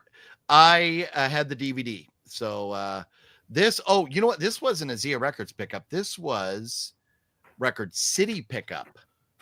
I worked with one of the actresses in that. Actually, should have been off to the side. Who was that? Sadie Frost. Okay. But upgraded. So now I have the entire Wrong Turn collection on Blu-ray. Nice. This is the Fast and the Furious, but with motorcycles. That would be Torque. Okay. Once again, one on Blu-ray, but I'm having your description of it is not impressing me. But it stars Ice Cube as Torque. But you've compared it to Fast and the Furious, so I'm tapping out. It's from the producers of the Fast and the Furious and Triple X. It's Fast and Furious, but double whammy. I kid. I give John a hard time, but everybody knows I'm not a fan of Triple X. I'm not a fan of Fast and the Furious franchise. What are those? Vin Diesel. I've never seen this, but I keep, it is supposed to be like Fast and Furious just with motorcycles, and the movie bombed. So I figured I'd pick it up since I do like the Fast and the Furious. It is my second favorite action series. So, wow. Meow. Speaking of collections, I got the collection on Blu-ray because I just had this on DVD, so upgraded to Blu-ray. Great movie. For $7. Love the collection. Got an autograph of it somewhere. Oh, right up there. You can't see it, but I have an autograph signed by that guy right there. It's Guy right here. I got an autograph. $7 for Blu-ray. You can't beat it. You can't beat it. No, you can't. No, you can't. Me? Okay. Yeah. So now these are random stuff. This is no longer ZIA. Okay. So I'll start. Might as well just stick with the Blu-ray first. Let's see if that's on the Blu-ray. Yeah, I think that's on the Blu-ray. So I got this came in yesterday, I think. 4K. I probably won't be able to watch it because I don't think it has. I don't think it has DVD, so I don't think I'm going to watch it. But it's since my TV is going on, I'm going to get a 4K anyways. I figured why not? But that's a Minecraft movie. Oh. Yeah, which a I lot of people liked it. A lot of people liked it. absolutely loved it. I have not played the game, so I don't know if she is in the game or not. But from what I understand, this is the I don't think DEI. So it I don't is there's a large black woman to check off some boxes who just hangs out with the daughter and just mimics everything that she does. So but I don't know the game. I just don't think I think that I've heard that she is only in this Minecraft movie. is Minecraft is blocks, like and block people and stuff. I don't think there's Yeah. none of those characters. Yeah, there's not like I don't think any of those. Well, characters. I think Steve. Yeah, but I think there may be blocks, but like I think Steve is in the game, so that'd be Jack Black. But they're but they're more blocks. Like here's like a dog that's a block. So I really enjoyed it. I thought it was really good. I didn't mind her in it. That's fine. But just from what I heard is this like, yeah, she's only in there to Unless Minecraft has changed, it was like you would build your little town or whatever out of like block people and stuff. Which they do, Jack Black, and they do build their But I actually like him in this though. Yeah. My kids played the shit out of Minecraft. In fact, my daughter still plays Minecraft, and I've never I don't know that. I mean, I don't know because I've not seen the movie, will not see the movie, but I don't think there's characters that transition over. Maybe there are. But yeah, no, that's cool. I know you enjoyed it very much, so glad you were able to pick that up. I was very surprised of how much I enjoyed it. Yeah. A movie I enjoy very much, Casino. How about them apples? How about them blueberries evenly dispersed between muffins? But I did not own this. I was shocked as I went to pick it up and put it in. I was like, what? So picked it up for $6.99 on Blu-ray right there. I was very happy. Very nice. For $7. Yeah. My only issue with that film is the dummy that's in the car at the very beginning. That looks awful. Yeah. God, does that thing look awful? Yeah. Like, come on. Yeah. You know, this is a Scorsese film. You could do a better dummy. But in 95 on low def TV and stuff, you would have never caught it. I saw it on the big screen and it just looked, that looks awful. Yeah. Well, it was 95 effects too. So, but you're right. It's bad. You're correct. That shot is Cinestalker, and I had a good laugh at it when we made our video there. But it's still a great movie. Yeah. Yeah. So this is video game. This is comic book. Bulletproof Monk. So Chow Yun Fat and Stifler. Interesting. So I have no idea who the girl is because they only listed two guys. So who is the girl? No, let's see. Oh, Jamie King. Every once in a while, we get a Jamie King movie in here. You had a Jamie King movie, I think, last time.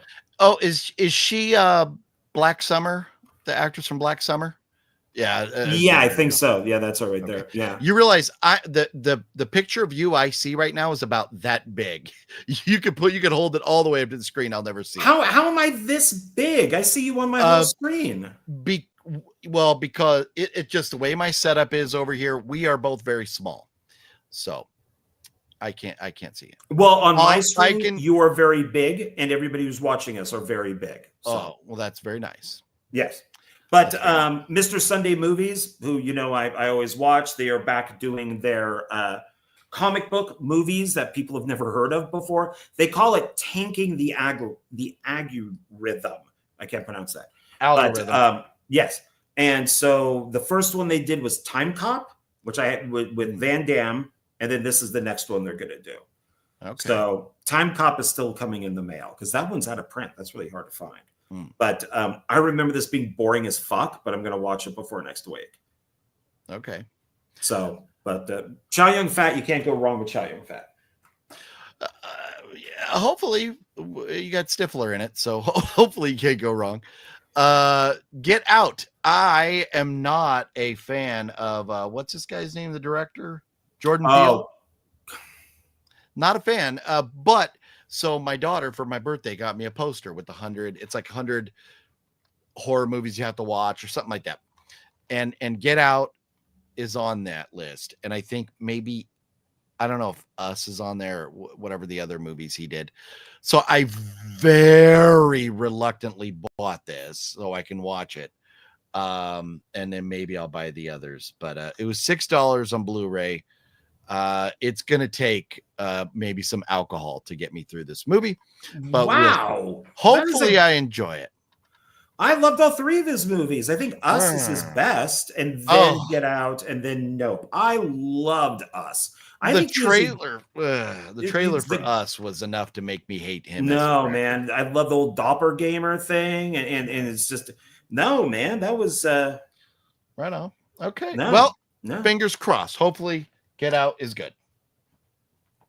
Okay. Now we're on VHS. We're on DVD. And this is Goodwill. I went to Smith's to go shopping. So I just went, what the hell, I'll stop by Goodwill. And I grabbed 3 movies from there. So I picked up First Night, because this goes in to my Legends type thing, like Legends and Heroes type stuff. So this is King Arthur. So Sean Connery is King Arthur. That's Sir Galahad, and then Marion. So okay. And is that Sean Connery? Fantasy? What genre is that? Medieval. Okay. I guess maybe fantasy, but okay. Yeah, I would say medieval. Okay. So it's Jerry Zucker, who directed Naked Gun. He was one of the guys that did Naked Gun. Okay. So, but yeah, something you would probably have absolutely no. You're boring me to death right now. Wow. Okay, moving on. Wow. I kid. This is probably gonna suck ass, but it was $5. I may have even been on sale. I might have taken a sticker off, but Cockneys versus Zombies. I liked it. I thought it was funny. Oh, did you? Okay, good. Yeah. Good. Okay, go ahead. What?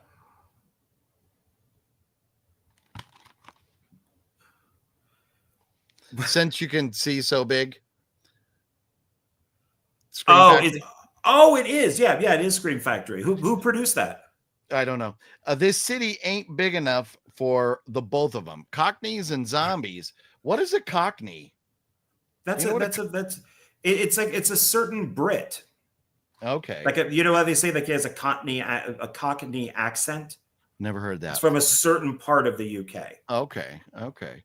So I hope it's good. I like a good zombie movie. And I need a good zombie movie in my life because I haven't had a good zombie movie in my life in a long time now. Because 28 years certainly wasn't. But it was $5. I may have been less. I may have pulled off a discount sticker or something, but at most it was $5. Okay. Then this one it has a few. So you would think this is a science fiction movie. It's Slipstream. It's got Mark Hamill when we liked Mark Hamill. And Mark Hamill, Bill Paxton, and Ben Kingsley, Slipstream, which is actually a pretty good film. It's done by Lucasfilm. That's a great cast. Yeah. But it also says includes 4 other movies. Okay, they must be science fiction films, right? So the other 4 films are The President's Man, starring Chuck Norris. The President's Man, A Line in the Sand, starring Chuck Norris. Logan's War, Bound by Honor, starring Chuck Norris. The Final Come Down, starring Billy D. Williams. All right. None of these are science fiction movies. Wow. So I mostly got it for the Chuck Norris thing. So, and I don't own any of them. Maybe they're TV movies. I don't know. But, some of them were directed by Eric Norris, which is his son. Okay. So, but I figured why not? It was, it's cheap. I see Fall Rain in the chat, so I'm just going to go ahead and get this out of the way. It's vamp time. It is vamp time. What's up, Fall Rain? How you doing? 28 years later was okay. Yeah, it disappointed the heck out of me. It sucked. You know what? I'm let's see. No, I've already done a couple that weren't horror. So I'll just mix this one in here. Based on a true story, Kidnapping Mr. Heineken with Anthony Hopkins I love me some Anthony Hopkins over here. Picked this up for $6, and the reason I bought it was Anthony Hopkins. I do love Anthony Hopkins. Anthony Hopkins. Happenings. The words are so small on the back, but it looks like a fun action movie, and it's got Anthony Hopkins in it. So, what do you know? Have you seen, John, the kidnapping, Mr. Hopkins? I have not. I've never heard of it. And when you showed me the box, I thought that was John Lithgow. So He does kind of look Lithgowish in here. So yeah, so we'll see about that. Okay. Then this is another collection from Goodwill. I've seen this 1,000 times, and I figured, now I should pick it up. So it's 4 films horror collector set. So shit! Is this your first horror movie tonight? I think it's your first horror movie. Oh, is it? Yeah, it's horror movie Monday. I have Zombie. Does that count? Oh, but you haven't shown that yet. No, I have. That was the Burning Dead. Okay, I don't remember. The zombies from the volcano.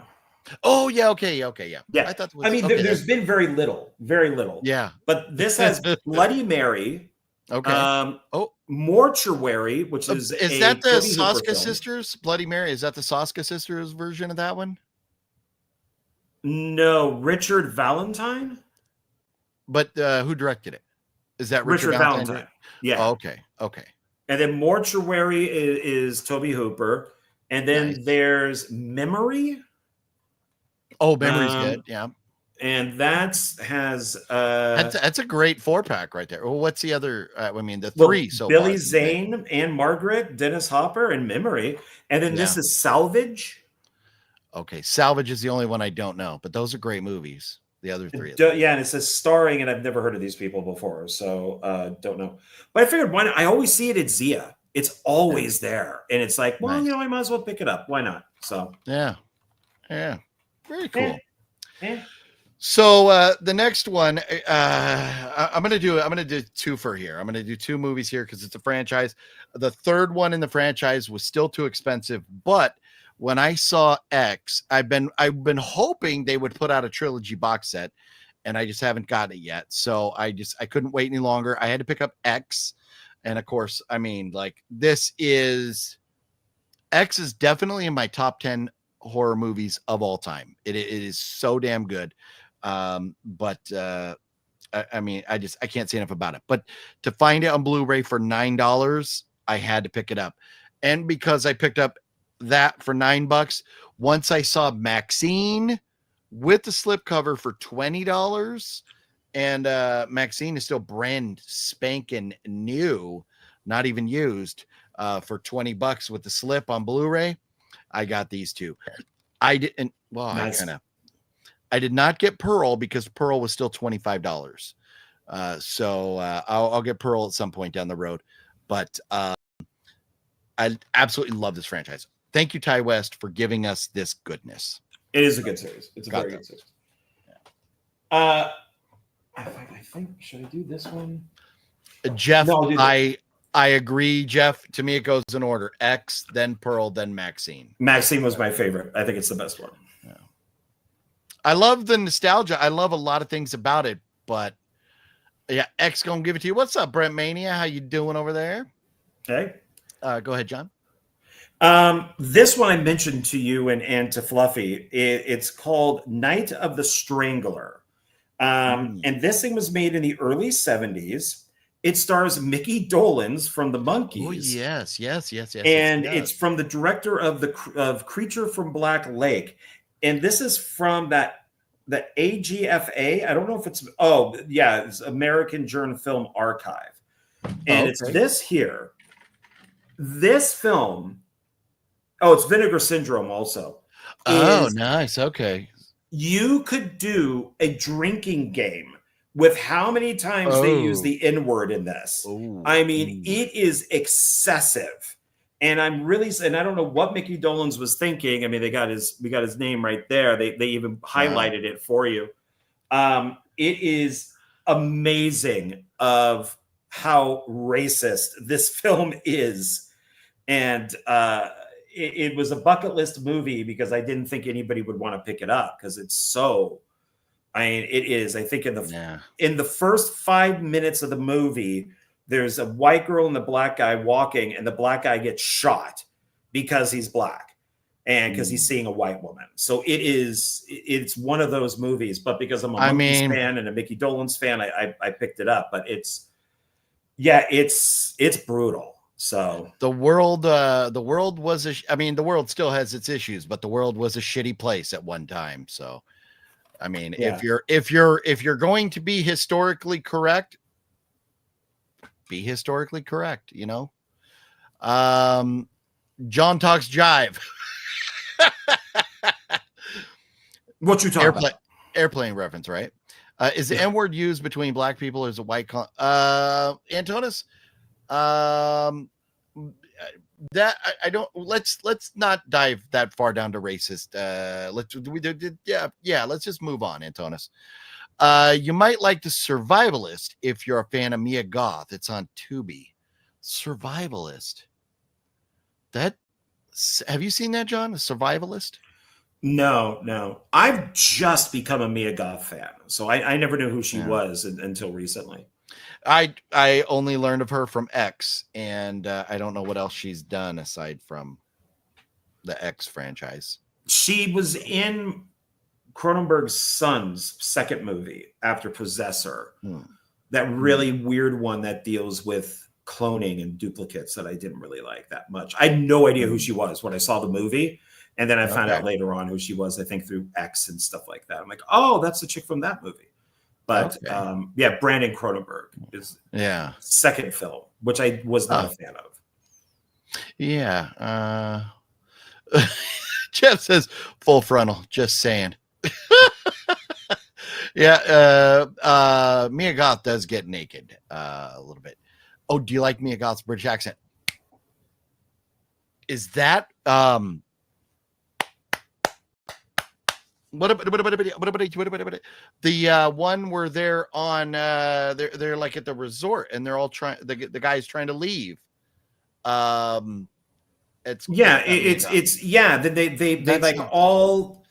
is die. Is that Brandon Cronenberg's? Yeah. Okay, that's right. You are correct. Yeah, no, that's a great movie. And I own that. I did not like it. Yeah. Oh, I thought that was great. I thought that movie was great. Compared to Possessor, I was very let down. Well, I still need to see Possessor. This is a movie that I am embarrassed to say I picked up, and it is the one disc does not want to stay in place. The case is not doing its job properly, so I'm gonna have to just be careful with this. I am very embarrassed to say I bought this. Welcome to my world. Right. The man who bought Blue Beetle. I pulled a full John Ward here, but that was because this was on sale for $20. Oh my God. And it's the 4K, and it now completes my franchise. Oh no. Exorcist Believer. How do you like them apples? They're all rotten. You own it too. Maybe not the 4K, but you already own it on DVD, and it cost me like $3 or something, which was even too much. And I did it for the same reason. I have all the Exorcist stuff on DVD, so I thought, that fits fine. But no, I would never pay that much. Movies, I do not buy new movies on DVD. Only Blu-ray or 4K, preferably 4K. So that's why this is where I have this. Antonis likes it, and there you go. God, that's so bad. Have you seen the other movies? I mean, my God, it's awful. I mean, they even fired the friggin' director of that, and Flanagan come in. Yeah.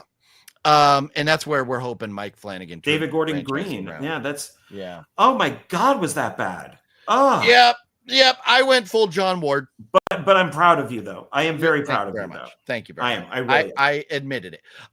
And that completes my ZIA Records pickups. However, I still have Record City and Goodwill here. Oh my God, why don't you do a couple more? Because I only have 2 left. Okay. Then how about I'll do one stack for the Record City, then you do one, and then I'll do one stack of Goodwill, and you do one. So over at Record City, I was only going to buy, and I think these were all 3 Record City. I got the other one at Record City. Wrong turn, 6. 4 movies at Record City, and I learned no matter what they're marked, like this says $5 right here. DVDs were $3. Blu-rays were $4. So I was prepared. Oh, and that's right. So wrong turn 6, I only spent $4 on, even though it said $6, because the Blu-rays were $4. So the entrance, inspired by true events. This artwork is great. I love that artwork. Look at the teeth and everything there. And it says, it's the twisted sadism of Saw with Satan himself at the helm. Okay. So it should be a pretty twisted and jacked up movie. So I'm very much looking forward to The Entrance right here. Ever heard of it, John? No. Yeah. I don't know anybody involved with it, but the artwork looks good, and what they had to say about it looked fun. So Okay. $4 hairs.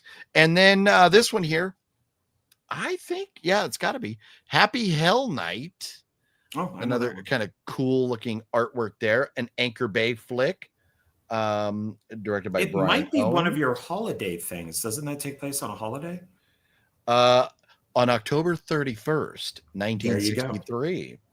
The 7 members of the Phi Delta Kappa fraternity were found brutally. I love when they say brutally murdered, because there's some other way to get murdered, apparently. But a Halloween flick, Happy Hell Night, which is funny because Jeff said he liked Hell Night. This is Happy Hell Night. This is the cheerful version of Hell Night right here, and yes, it's got a very little happy. paper Yes. in it. So, and then the other one that I got over there was Black Cat, rare, based on a story by Edgar Allan Poe. Who directed that one? Stuart Gordon, I believe, right? Yes. That's part of that. Was that Masters of something? Yes. Masters. Yeah. Master of Horrors. Yes. With Jeffrey Combs. Oh, sweet. Oh, that's Jeffrey a good one. Combs in it. Okay. Yeah. Jeffrey Combs. Very nice. Okay. So so Black Rare by Stuart Gordon with Jeffrey Combs in it. There you go. All right, John. Show us one of your 2. I mentioned this earlier, and it just came in today. Oh my god! Whoa, Jeff, Oh. I won't buy a Blu-ray unless it's rare and got no choice either, or I won't buy a DVD. I'm with you. That's the way I roll nowadays, Jeff. I don't like buying DVDs, but everything I got, these are all like obscure things that you may not see on Blu-ray. So, sorry. Are you done yawning, John? Yes, thank you. Do I not entertain you? Are you not drinking entertained? coffee. I have a whole mug of coffee here. You're not entertained. No, I guess not. But this I mentioned earlier. I'm sorry, I just dripped some coffee on the table. Yeah, the opposite of brutally murdered is mildly murdered. Yes. Yes. What did I say that one time? Totally. Was it murdered, dead, murdered? Oh, yeah. It was, or like drowned to death or something like that. Yeah. They drowned to death. So this one I mentioned earlier, and I figured, with making Megaforce and stuff like that. And the person who made this worked on making Megaforce, and then the director from making Megaforce worked on this. So that is Life After Flash. So it's kind of done like making Megaforce, but it's all about what happened to Sam J. Jones after Flash Gordon from 1980. Okay. So like a biopic documentary kind of thing, or a documentary. It's a documentary, about him. Okay. So they follow him to conventions. They talk about the movies and TV shows. I love Flash Gordon 1980. I think it is one of the greatest movies ever made, and it is absolutely brilliant. Nice. I own like 3 different, not versions of the movie, but like a couple different Blu-rays and one on DVD, and I have like 2 or 3 different versions of the soundtrack. So I love Flash Gordon. So Flash Gordon and Megaforce would make a great double feature. Nice. Yeah. Okay.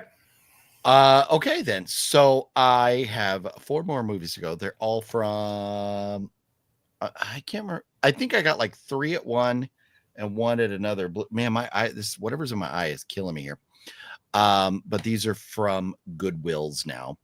And so $2.99 minus military discount, whatever that comes out to, like $2.50 a piece. The first one is going to suck ass, I'm sure of it. And it is Pandemic. And it stars Tiffany Thiessen. Did she drop the amber? It just says Tiffany Thiessen right here. Oh, okay. So she matured. Then all right. Faye Dunaway and Eric Roberts. It's going to suck. But a pandemic movie that came out like 10 years before the pandemic. Poor Faye Dunaway. Right? I know. How did their careers go so sideways? Have you seen this, John? No, when you showed me it, I remember I recognized the box, but it's so sad. Eric Roberts is here and Faye Dunaway is here. I mean, they're on. I mean, it's like, wow. Yeah. It's probably going to be rough, but it is what it is. This one I picked up because, and did Fluffy pick this up and hand it to me or something? But Roy Scheider, look at that in The Doorway. Oh, I would watch that. I love that. Roy. Yeah. Yes. One of my favorites. Lauren Woodland. I'm not familiar with her. But man, I wish the words were bigger. For college students, it sounded like an idyllic gig. I can't read it. It's just the words are too small in this lighting I have in here. But The Doorway to Hell. How about them apples? Roy Scheider, man. I've been looking for Night Game after watching Night Game. Been looking for Night Game, but I haven't found it. Then the 50th anniversary. I had the DVD, but not the case. I just had like a blank white piece of paper in there, and I wrote The Day After on it. But The Day After here, the OG one, way back in the day. That's a brutal flick. Yes, 83. But I remember enjoying this movie, watching it back in the 80s. Watching people die of radiation. Yes. That's awesome. It's awesome. I mean, I'm a horror movie fan. I like seeing people get brutally murdered. So you need to see Threads. That's the British version. Threads is really good too.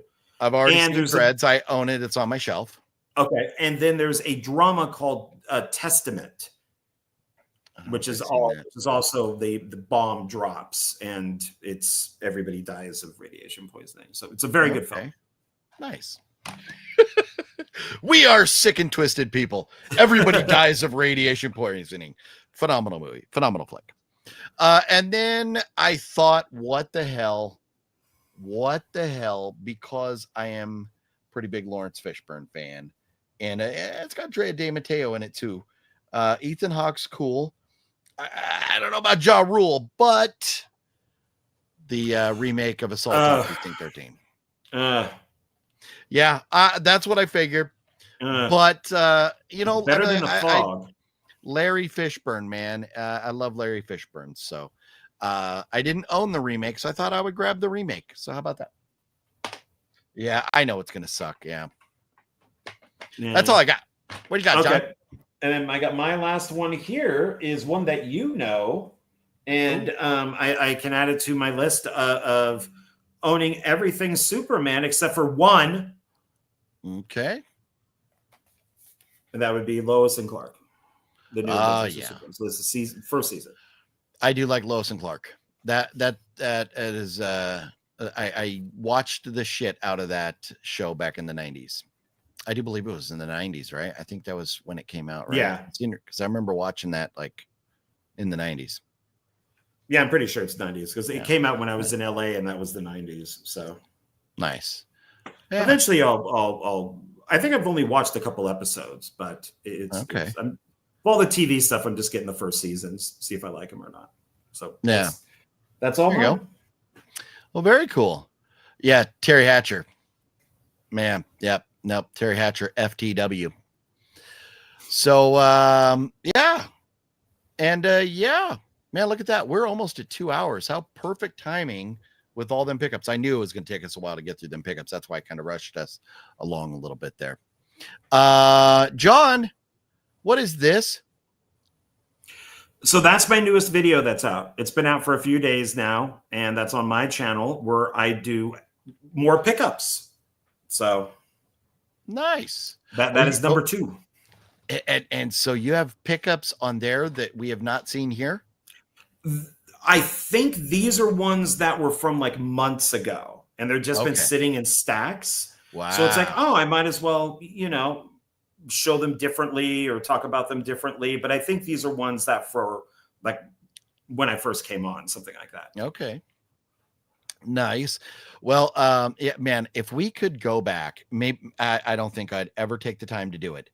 But so this, like tonight, is our 17th Horror Movie Monday together. Oh, so it would be I know time flies, doesn't it? Isn't that crazy to think 17 already? But so anyways, everybody check out that. You got new content from John over on his channel before you get to see this, his one filmmaker with Bob and Barry over there. So but very man, happy with that one.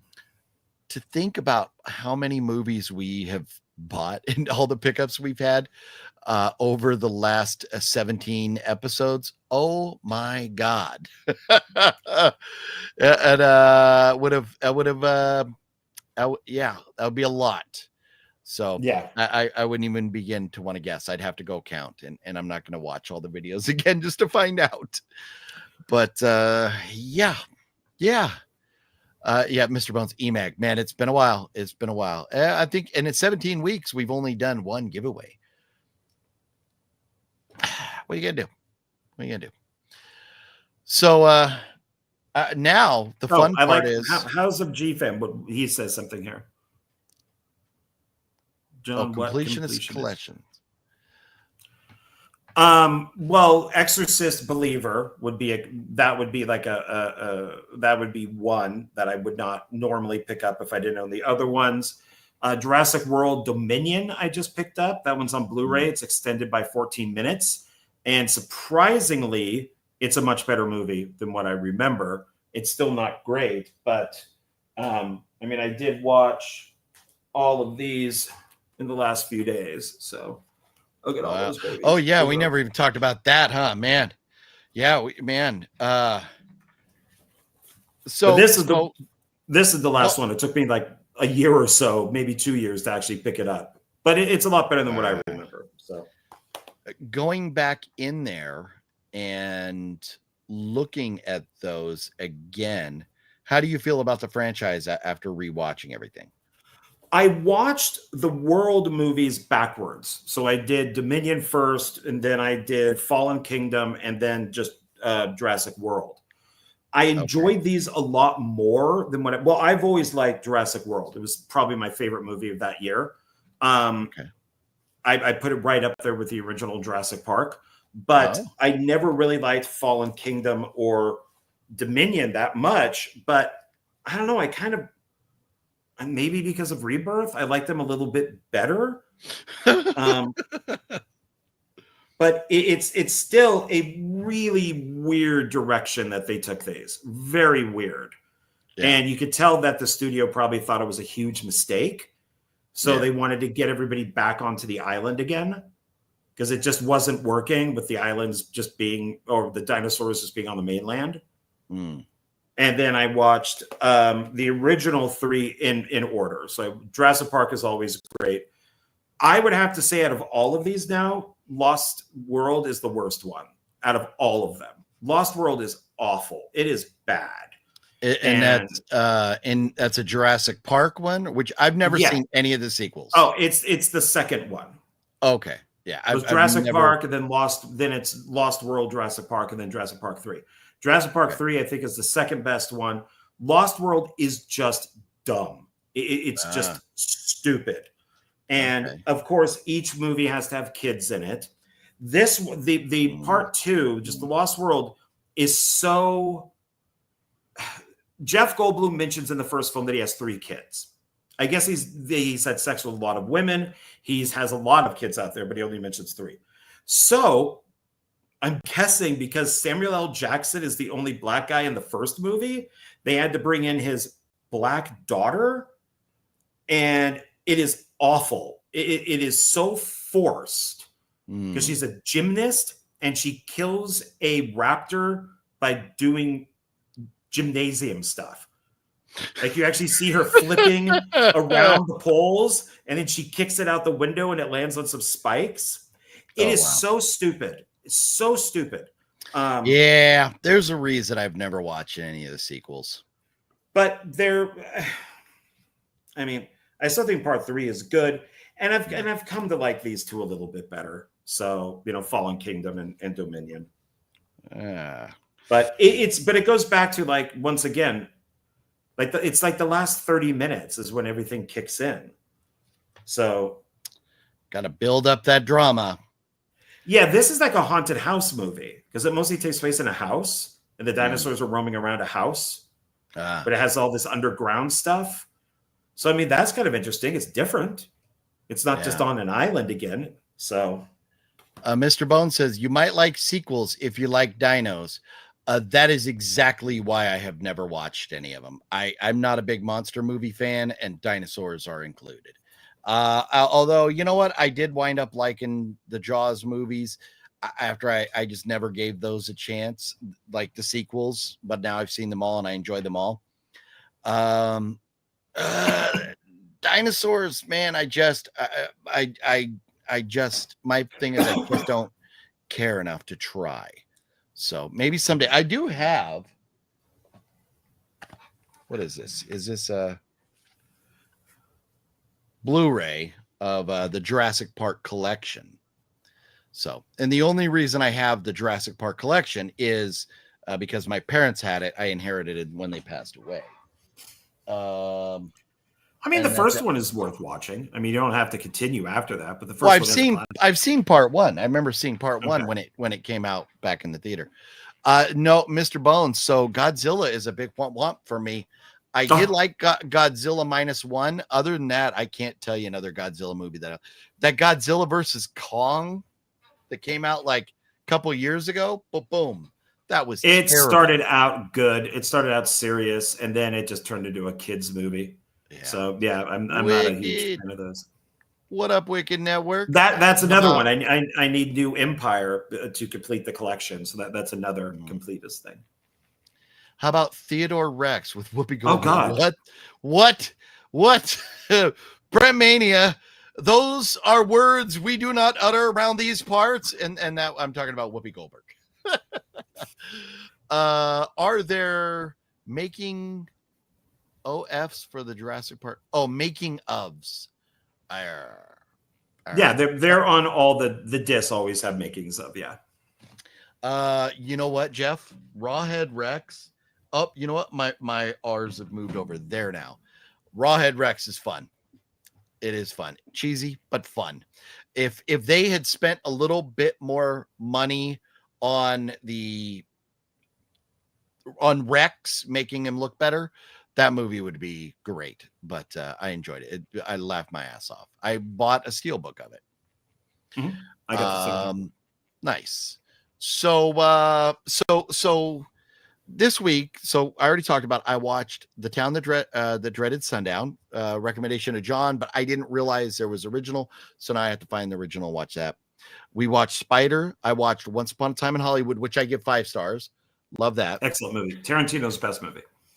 And then I watched Man of Steel because Fat Samurai Guy begged me to go see Superman with him, the new Superman. Fortunately, things came up and he was not able to go. So I dodged that bullet. So I haven't seen the new Superman. But he goes, watch Man of Steel, kind of, prepare for it. I think I saw Batman versus Superman. And I there's something called Justice League or something like that out there. I think I've never seen that. But I just don't really care. But now watching Man of Steel, after about 10 minutes, I was ready to turn it off. And then And it has. There's no reason for you to watch it if you're going to go see the new Superman. They're day and night. I mean, no, it's 100%, 100%. Fat Samurai Guy just wanted me for a review to be able to talk about the yin and yang of the two movies. That was why. So, but anyways, after getting through it, I wound up, enjoying Man of Steel. I give it 3.5 stars out of 5. And then, of course, John and I saw I Know What You Did Last Summer. And then before that, John talked me into watching The Nice Guys. Oh, yeah, you didn't show that thing. So if you went to an AMC, you got these postcards. Yeah. Boy, does that make me feel good about spending the $12 when we could have watched it for free. Well, I could have watched it for free. But I did. You know what? As much as the movie sucked ass, I did display those postcards over here. So they're displayed with some other things I have. For me. That's it. Just goes in a box. Yeah, but you never know. We did not know how good or bad the movie was going to be, and you were interested in those cards, so I was more than happy to go. We, as much as we did not enjoy the movie, we still had a wonderful day, grabbing some lunch and then bitching about the movie afterwards. It worked out. So, yeah. Let's see here. HC Nice coming Guys. through. Yeah, you did see Nice Guys. Yes, we'll get to that in just a second. I want to say thank you to HC for coming through with the $5 super chat. You rock. We need an Unsane review from John. John, have you seen Unsane? No, I own it. I should watch it because it's Steven Soderbergh, but I don't know. Yeah, you and I don't always have the same taste, so I might really like it. I don't know. You might. So it's got Matt Damon. Matt Damon fell off my Mount Rushmore because of that movie. So there was another one I was going to watch this week too. What did I say I was going to watch? Oh, sonny bitches. Miss March.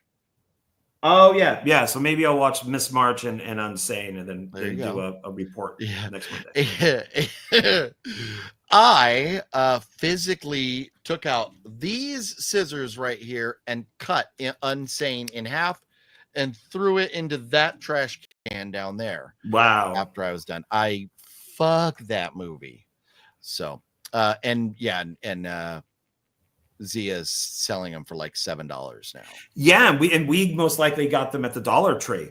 So I know exactly. I got it at the Dollar Tree. Yeah, so did I. Have you guys seen Sharknado movies before? Of course. I've seen the first one, never seen any others. I've seen all of them, and I worked with Tara Reid. So I worked with her on a film called Art of the Dead. She was one of the main actresses. So yeah.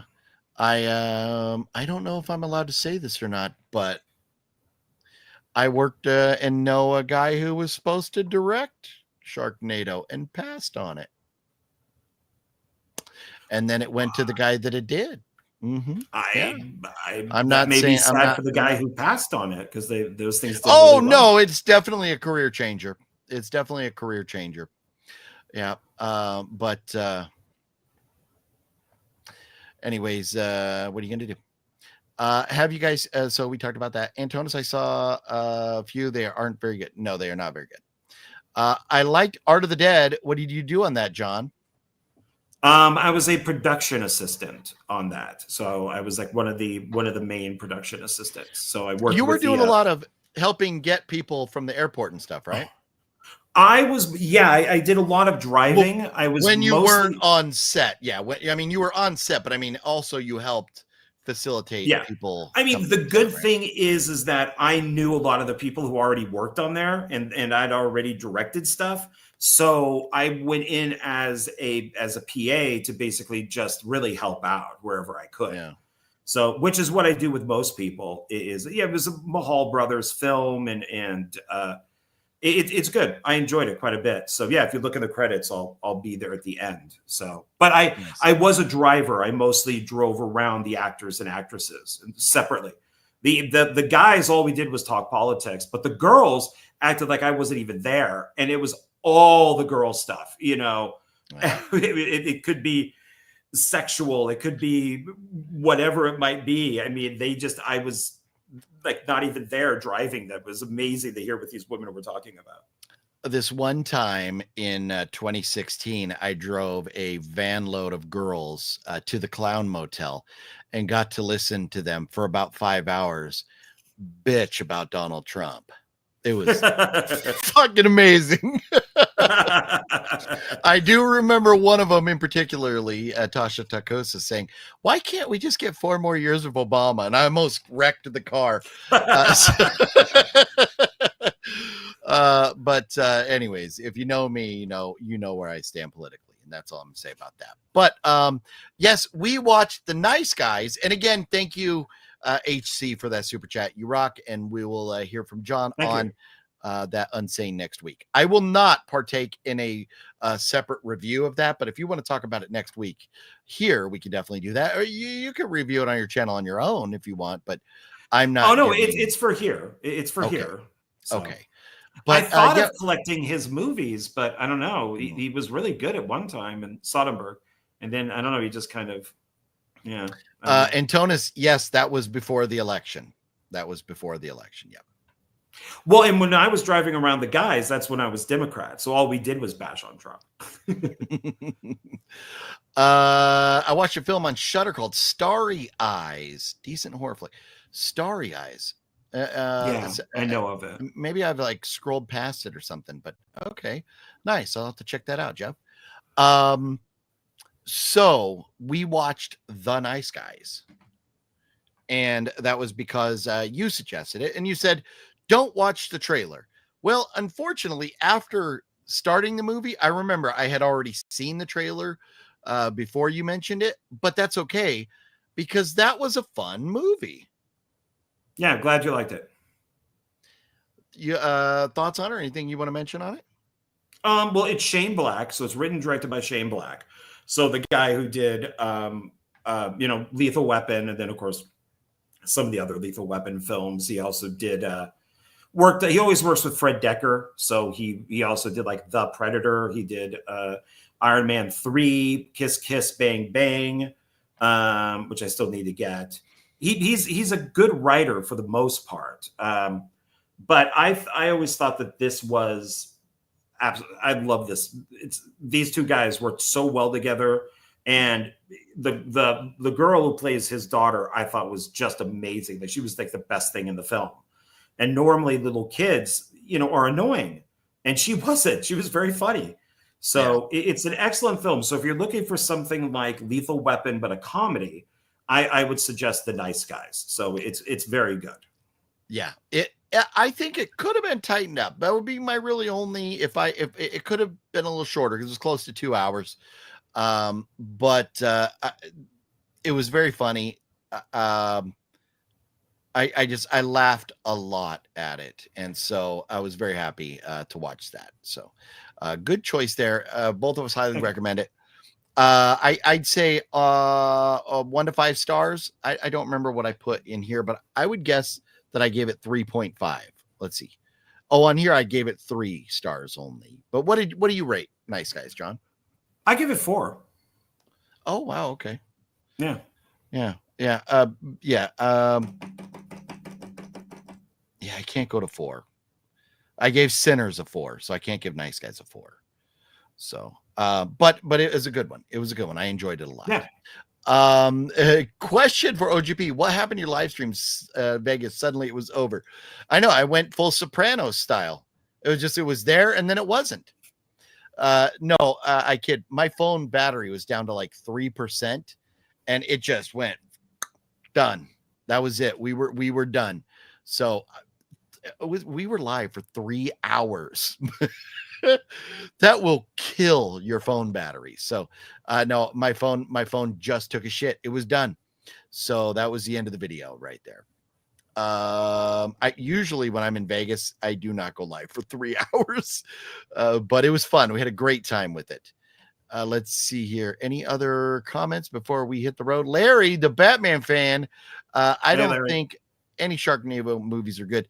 Yeah, the Sharknado movies are rough. And House of GFam said, I'm really blown away. Sharknado 1 looked as decent as it does with the budget they had.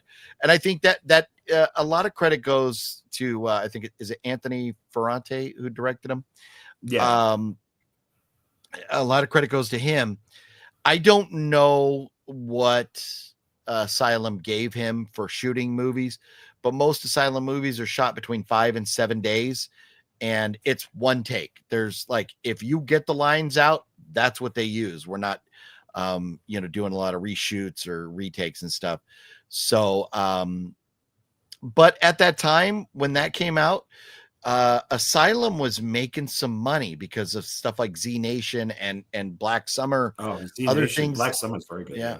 So they had money to throw at things. So I don't know what exactly their budget was, but I seem to think it's a lot more than most of their movies now. A lot of Asylum movies now are like $50,000 to $100,000 budgets. They're not much, especially you get that one name actor. You get a guy like Eric Roberts or a Michael Madsen. You get a guy like them, and you're or a Barry Bostwick. He was in 2010 Moby Dick. He played Ahab. Okay. But if you're going to give them the, whatever they command, $2,000 to $10,000 a day, that's a huge chunk of your budget right there. And then the rest of it, you just got to make do. So yeah, I don't know how they pulled that off. But I won't be attending any Asylum stuff anytime soon to find out. So I'm unhappy with them, but I'm not going to sit here and bash on them or anything. I'm just going to tell what it is. I thought they were okay, but CGI sharks are awful. And that's Asylum. Their CG stuff is all ridiculous. Their CG, Master Chaos made a movie, and it was a very good movie, but then they made this monster at the end that looked like, it didn't even look PlayStation 2 graphics. It looked PS1 graphics. It was terrible. And it hurt his movie. So feel bad for Master Chaos for that, because the rest of the movie was good. And he was very frustrated with that. But that's what the Asylum does. So yeah. I got a lot of shit to put away. John, you got a lot of shit to put away too. Yeah, this is full. It's like really full. I know. Man, this is just. But see, now you get to put yours away. I now have to go stack mine for future haul videos doing with Jonathan and Paul on his channel. So they're still going to sit on my counter. That's a lot of movies, man. And it goes. That is a lot. And it's not all of them, because there's all these too. So and they go in alphabetical order. So that means that's a lot of shifting I have to do. That's what takes so long, is that you have to shift everything over. And I got nowhere to shift to. The end is full. Oh man. So it's gonna be a tough a long night ahead of me. I'll probably put on, as Fluffy Gamer would say, I'll put on some Wendy Williams and the Plasmatics. There you go. Wendy Williams, you mean the black talk show host? Yes, exactly. Not okay. Wendy O. Williams. You guys are so great together. Love the videos. Well, thank you. Thank you very much. We appreciate it. We do. We have a lot of fun together, and we kid a lot, and that's what we do, and we have a great time. So thank you for the kind words there. That stream, the stream did not feel like 3 hours. Felt like 1 hour. House of G-Fam, I am telling you, Fluffy and I were kind of going through to some of the highlight moments of that last night, just almost peeing ourselves, just dying laughing. So there's some very, very funny stuff in that stream from the other night. I'm telling you, I don't even care that I can't monetize, because I know the music down there is going to kill me. But they are so much fun being live and hanging out with all you all. Look at this, Cody's house. Hey. What's up, Cody? How you doing? We're going to get ready to wrap it up, guys, here, but a couple more comments.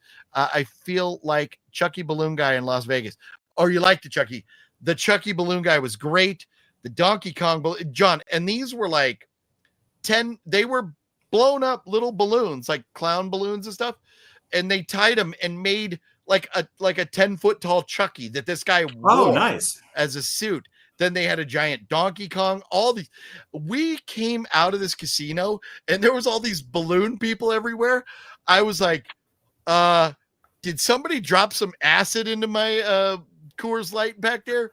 Because I am tripping balls right now. What are all these balloon characters out here? It was very crazy. I'm a physical copy guy. I still love my DVDs. And those digital only people are dumb. I don't know they're dumb, but what happens when you don't have Wi-Fi to entertain yourself? Slackwolf, we agree with you wholeheartedly. To each their own. I'm not going to call somebody dumb for not collecting, but I get what you're saying. It's there you go. Yes. They run the risk of not having anything to watch when internet is down. So does John still have that pink and blue worm he was sucking down? No, John doesn't have that because I'll tell you a very funny story. So that John gave that to Fluffy, and then Fluffy violated that thing, and then Fluffy checked out of the hotel. He left before I did. He let me sleep in because I was so drunk from the night before.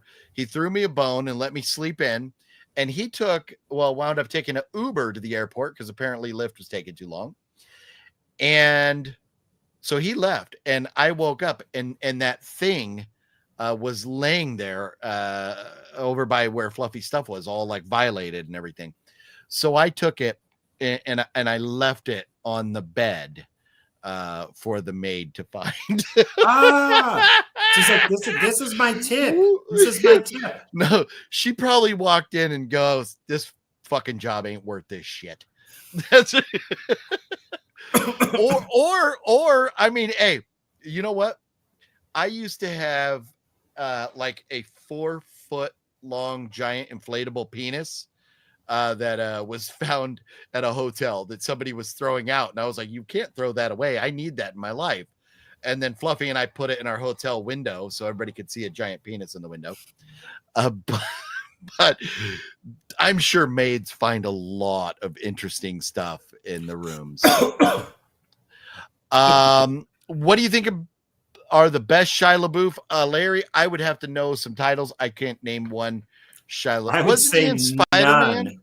No. Except for the Transformers movies, which he's awful. That's what he was in Transformers. Yeah, I only like him because they're Michael Bay, but no, I don't like him. He's a douche. Sorry. They're idiots. They're the vote for Biden type digital people. Ouch. Well, Slackwolf got words, man. Oh man, yeah. Poor maid. Yep. Oh man. The Peanut Butter Falcon was good. Shia LaBeouf was in. Don't know. I know of it, but yeah. That worm is probably living its best life now with the maid.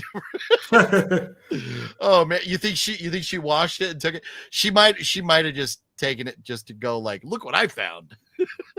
Look at these two douchebags. Forgot to take home. John, bucket list director you'd like to work with. Oh, there you go. That's a good question. Solid question. It's got to be Michael Bay, right? Who did you say? Michael Bay. I would probably say Michael Bay. Yeah. But there's also ones that would be easier for me, like Uwe Boll, because I know him. Yeah. That would be, and we have discussed doing something. So that would be a bucket list, but it would be an easier bucket list. But yeah, Michael Bay would be great. I'm on the Oz Perkins train right now. That would be Oz. good.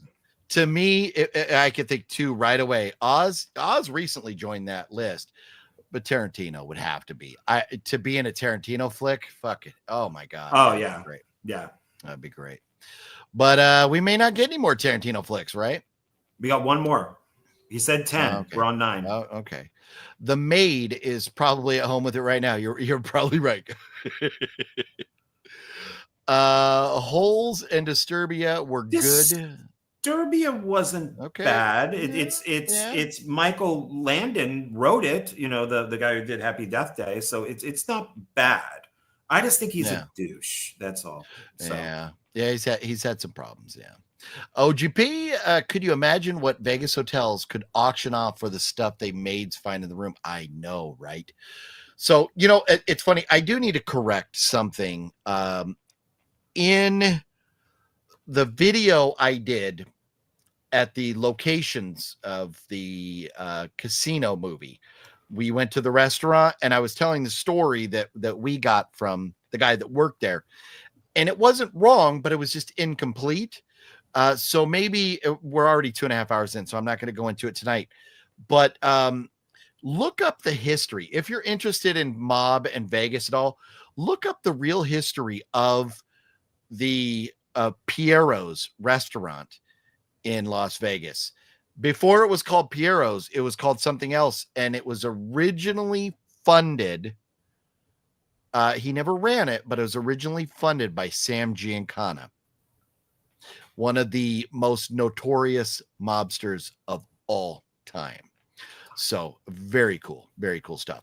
Well, I'm glad I got to catch y'all before I went to bed. Fantastic Four prep is going to be a bish. Oh, I bet. Yeah.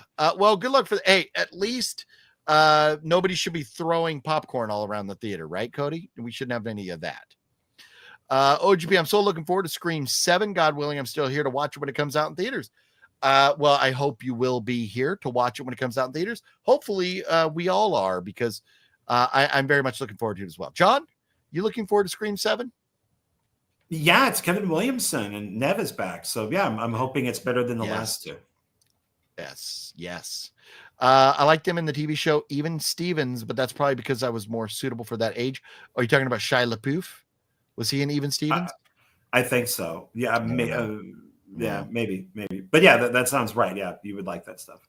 Holes by Shia. Did you like Holes with Shia LaBeouf, John? I mean, that's before he was all douchey, so he was fine in that, and he was also one of the Project Greenlight movies, I believe, that he was okay in. So early stuff is fine. It's just when he became douchey. Yeah. Oh, by the way, John, I also love Alexandria Daddario. She's great. Yes, so pretty. She is awesome. Yeah. Good call, Slackwell. Don't forget the name Tax Collector. Oh, the Tax Collector. That was Shia LaBeouf, wasn't it? Tax Collector, so good. Have you seen that one, John? No, I've seen Eagle Eye. I own Eagle Eye. It's okay. I've purchased some of his films, normally when they're like really cheap, to get myself to maybe kind of to like him more, because I used to hate Mark Wahlberg. And it's just like, dude, you're just a douchebag. But now I like Mark Wahlberg. So I'm like, I don't know, maybe I could do the same thing with Shia LaBeouf. Yeah, well, and that's where he's had some issues. Yeah, agreed. But yeah, Shia LaBeouf in Tax Collector, it's a very good movie. That is a very good. What do they give it here on? It only has a 4.9 on IMDb. That's interesting. Probably a lot of Shia LaBeouf hate, but it was good. I like that one. Good call. Let's see here. I hope not. If a bunch of teens scream it's clobbering time and throwing crap in the theater, I'll quit. Yeah. No, man, I could. The Minecraft came out. Oh my God. Cody's more excited about Scary Movie 6. I did not know there was going to be a Scary Movie 6. Okay. He directed a movie, Honey Boy. I never heard of it. We're up against it here. We got to get going. John and I have to hit the road. Everybody love to sit here and chit chat all night because we do love you all, and we thank you for hanging out with us. We appreciate you. Yes. John, any last words? With the gun to my head, no, none. I'm good. You've shown off my stuff that's already out or coming up in the next few days. So okay, well, Slackwell says those delicious boobs, and that's all I'm reading to that. Man, she was great in True Detective. Oh man, that first season of True Detective, that is by far the best thing. She is funny. She is very nice in that film. Oh, hilarious. Well, John, it's been fun as always, and hopefully you're not too mad at me for giving you too much crap with your movies as I was teasing you tonight. Oh, no. When I just kept like moving on and pressing and stuff like that. So. Oh, no. We need to go on. I could talk for a little too long. I mean, I'll never get over Ballistic, but that's okay. I mean, that's fine. maybe I'll give it as a giveaway. Somebody want to win a copy of Ballistic? Not right now, but maybe next week. Maybe I will sign a copy of Ballistic because I interviewed the director and I love that movie. So you can have it autographed by me, someone who interviewed the director, and I think it's a great movie. So there and you go. I'll sign it too because I know the guy who interviewed the director. Oh shit. The Wayans brothers family got the rights back to Scary Movie. Okay, well there you go. Oh, good. There you go. Yeah, those were the good ones. All right. I saw the first one and it was pretty funny. And thanks to that, we will eternally have Jennifer Love huge tits, right? Oh yeah. That's where it came. That's what Yes. I forgot about that. So, anyways, it's been a lot of fun. We're gonna go home now and put away movies for about the next 17 hours. So, John's got stuff coming up. Oh, I did not mention I will be at San Diego Comic-Con this Thursday with that Fant Samurai guy, Sexy Sumo, and I think Edgar's going to be there. So I'm going to try and get a video up for you all Friday at some point from day one of San Diego Comic-Con. So look forward to that. Hopefully we'll get into a couple panels and have some fun stuff. So San Diego Comic-Con, that's what's up. John? Yes, sir. I'll see you next week, John. Okay, Sure. I'll see you next week, and I'll see everybody next week. Bye, everybody. Bye. We never talk outside of this, so I'm sure I'll see. It'll be next week before we talk. Yeah, we'll probably be talking in 5 minutes. So, all right, bye. See you guys. Have a good night. Peace. Peace out.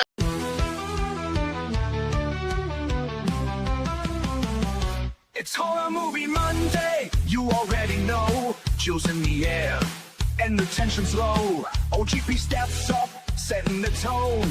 Always in charge, yeah, sitting on the throne. Sean Ward steps in with a confident stare. Nipples getting hard from the icy glare.